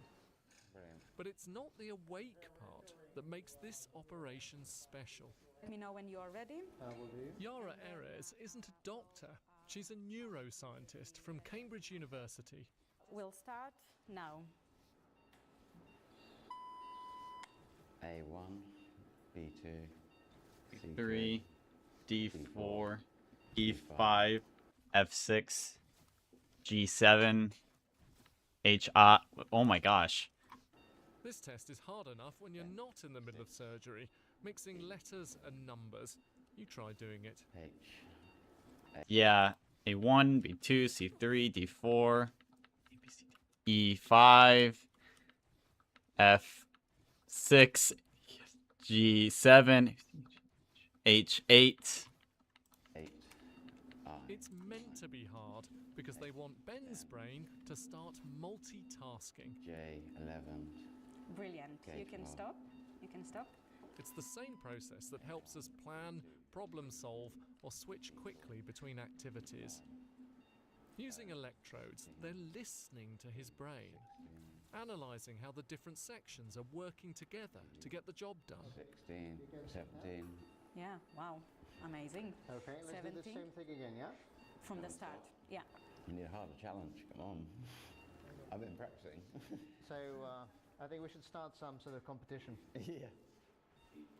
The scientists are creating a much more detailed map of his brain functions for a new device that will eventually help surgeons make those critical take it or leave it decisions. First, we need to calibrate the brain. And here's a prototype of that new device. It's being designed by a large team, including Thomas and Yara here, and Rafa Romero Garcia, another scientist from Cambridge University. If you hold the button, you can change the location of the camera, so you can view the brain from different positions to get the location of the tumor. It acts like a sat-nav, guiding them around a 3D printout of Ben's brain. They've coloured the tumour bright red so that it stands out.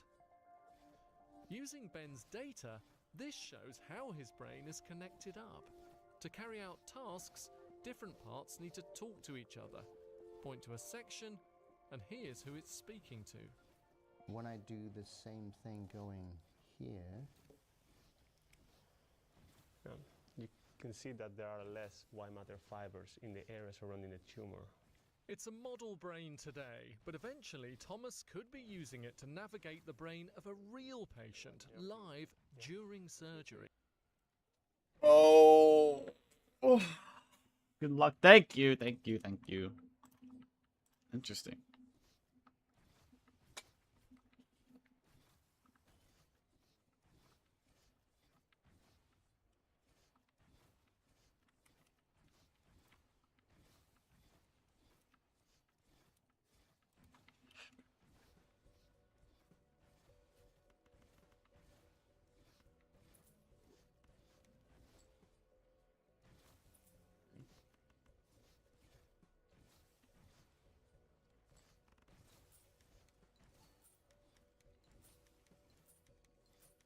$16.75. Cat is eating good.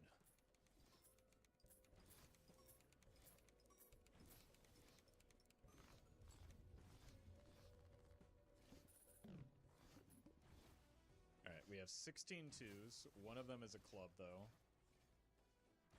So it's 2, 3, 4, 5, 6, 7, 8. 8 cards that need to die still.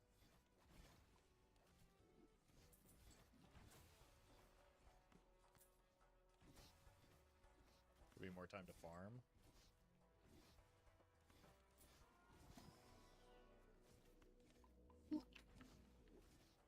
Oh man.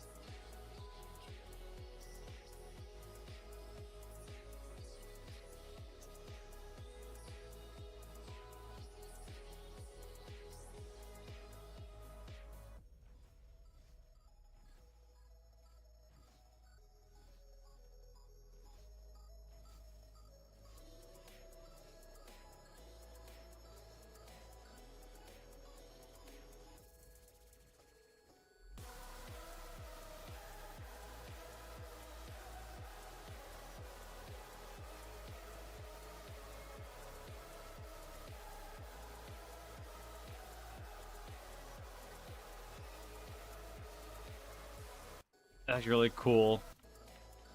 Especially, it was such a cool level.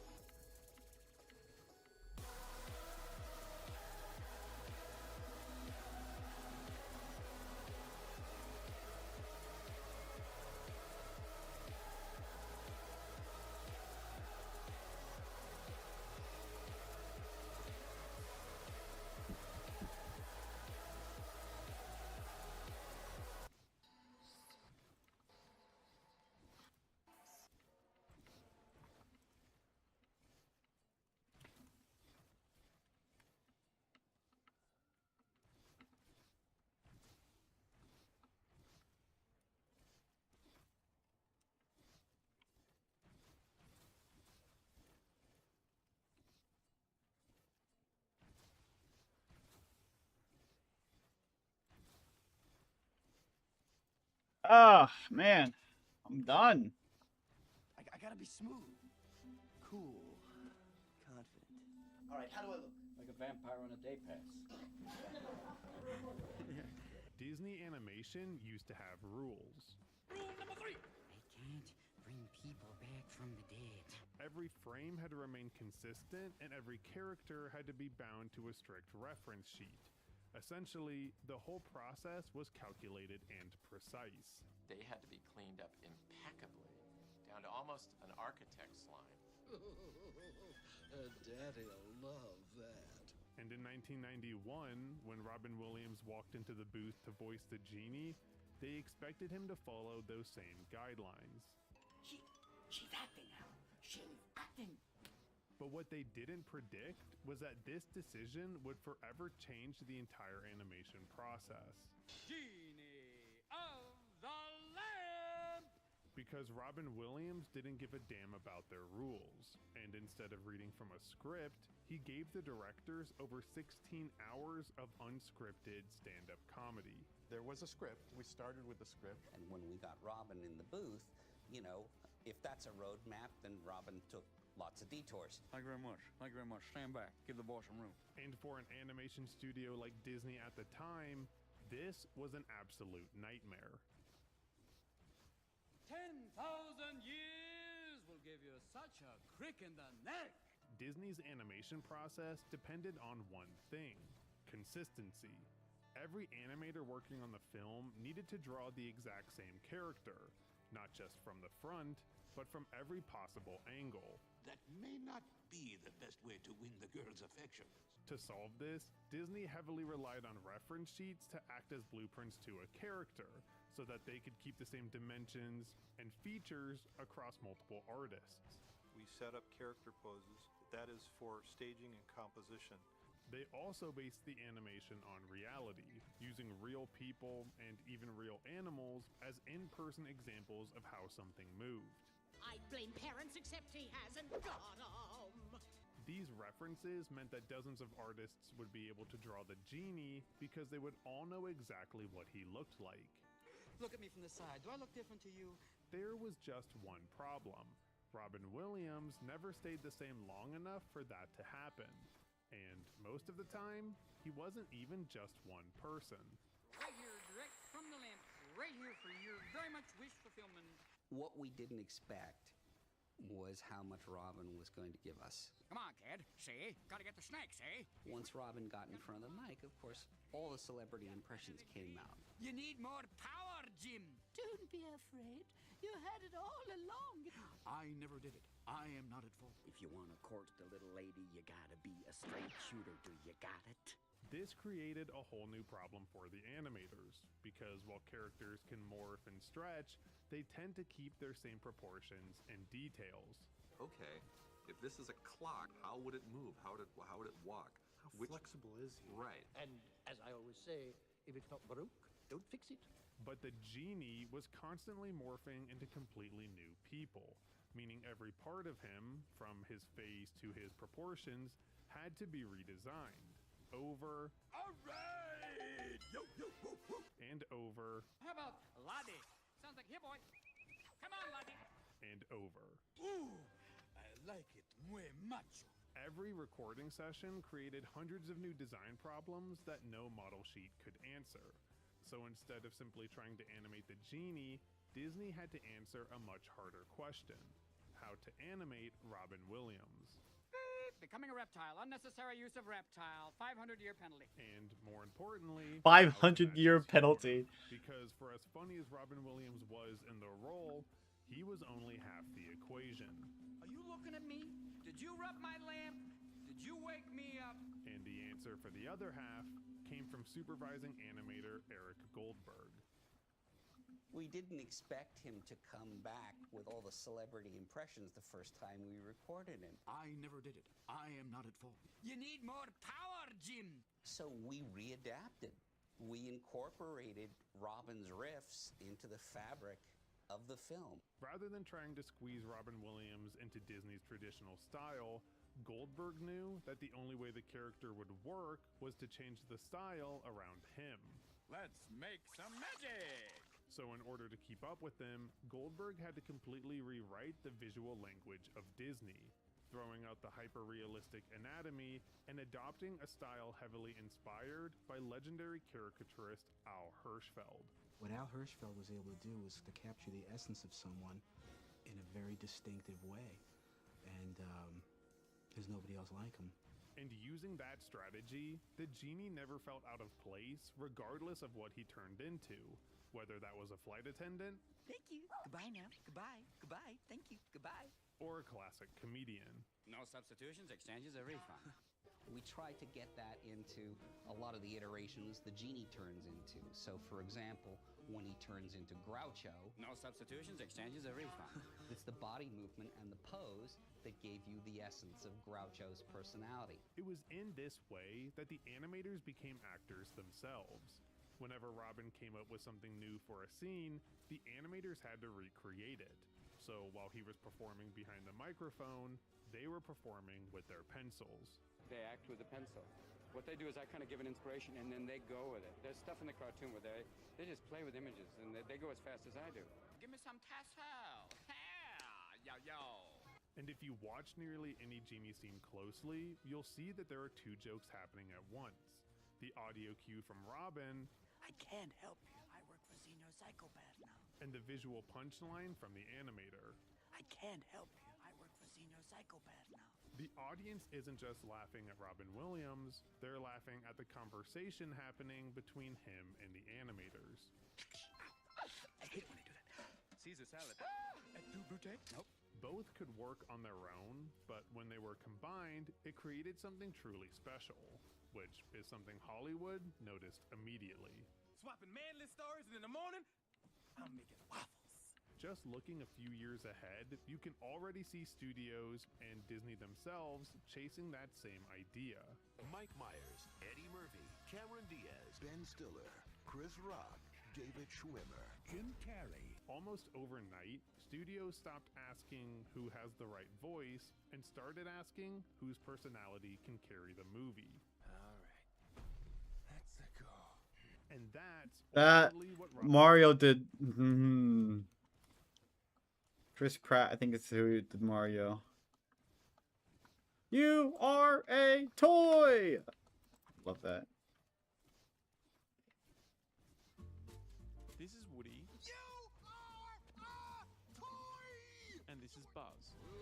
Infinity and beyond! Here they are again. Say, you weren't thinking of flying, were you?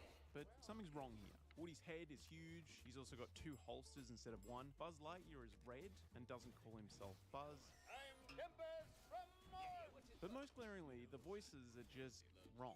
To infinity and beyond! That's because this is 1991, the film came out in 1995, and Pixar was still, well... We were trying to convince Tom to throw his hat in the ring with us. Any other toy would give up his moving parts just to be you. You got wings. You glow in the dark. And that's what I want to talk about today, the enduring impact of casting the right voice... A king's time as ruler. ...for the right project...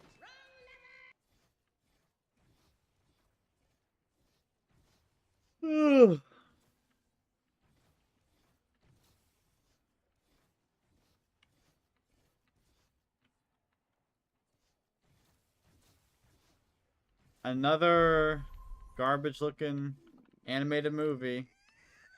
They all look the same.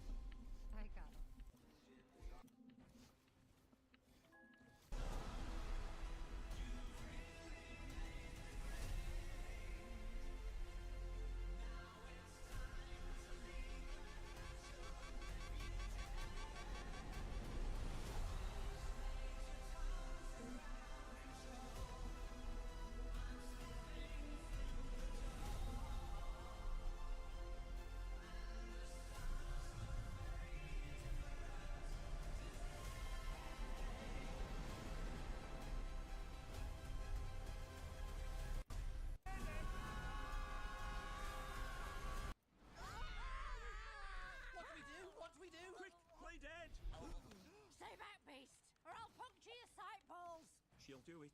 I've seen it, and it's very messy. Oh, and I'm also dead. Oh. Maybe.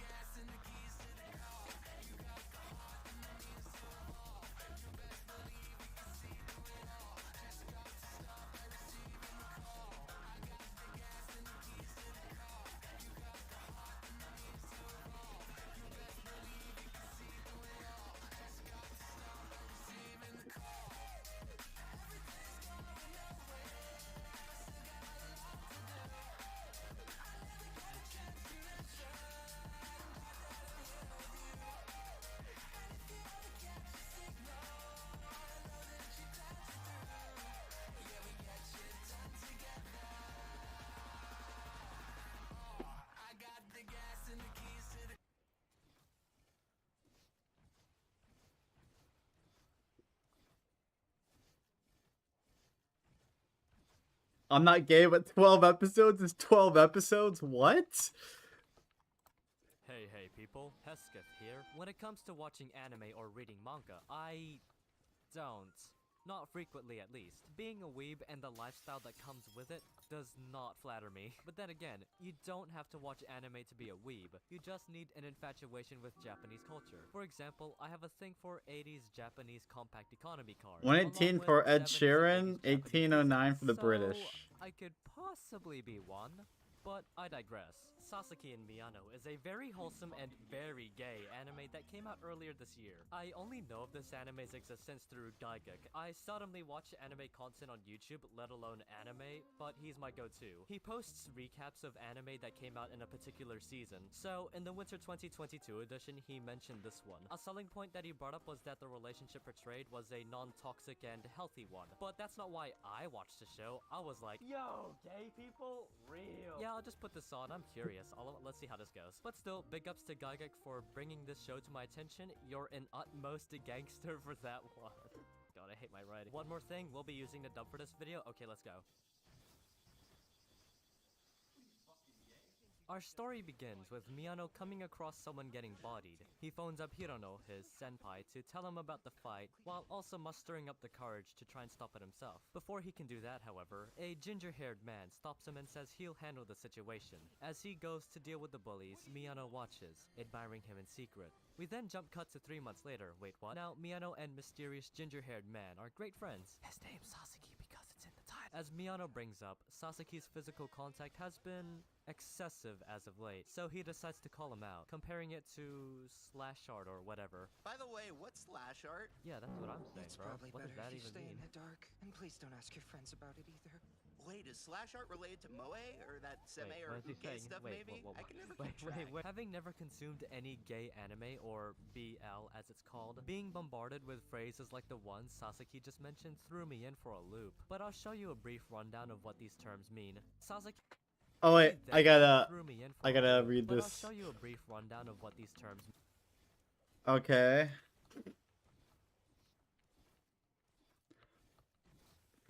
A woman who consumes that gay shit. A man who consumes that gay. What? Sasaki then asks Miyano if he could borrow one of his manga, to which Miyano reluctantly hands him one. A BL one, because he's into that sort of stuff, like, what a degen bird! The next day, Sasaki tells Miyano about the manga and was surprised that it was BL, but still found it pretty good. Seeing someone that appreciates his culture, Miyano's eyes light up as he starts gushing over his BL interest to Sasaki. Seeing Miyano act so precious in front of him, Sasaki admires him in secret. While we're here, let's talk about the show's visuals. One thing you'll notice are those sort of RTX particle effects. While I am of the notion that it adds to the show's charm, I can perhaps see how it could be like, guys, did you know that if you see those particles on screen, that like, they like each other?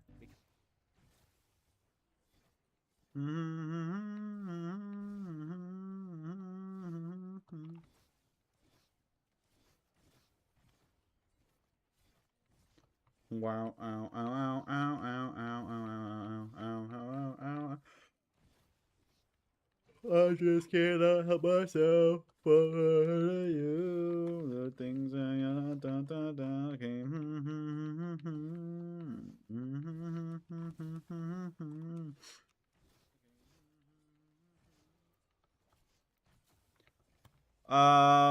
Okay, so it's been about 2.5 hours almost, so it should be over in just a second.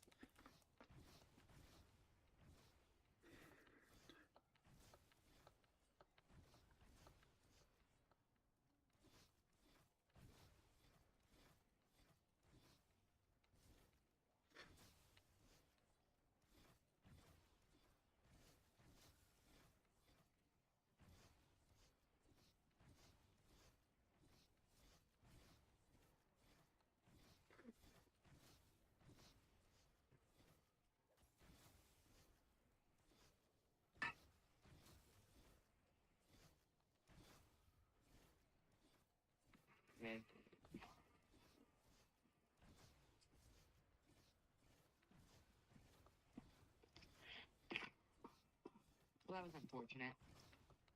Yeah.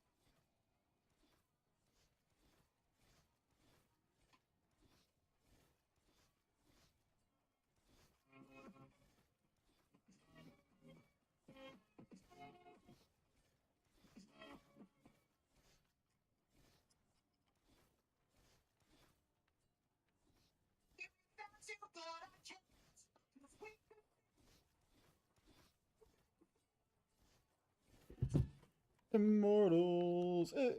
Immortal. I forgot about that song. Alright, well, that's the end of another round. One less round I have to play. That's 2 less hours I ever have to play.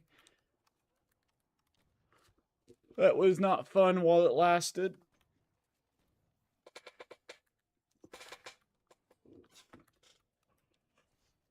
Oh, man. I will be at 407 hours later tonight, though. I do plan on playing one more round when I get home.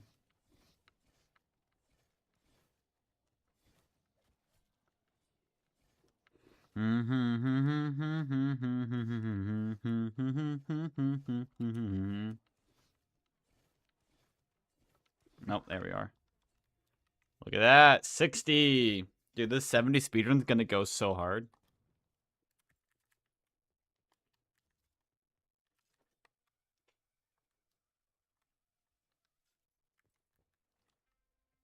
Look at that, man.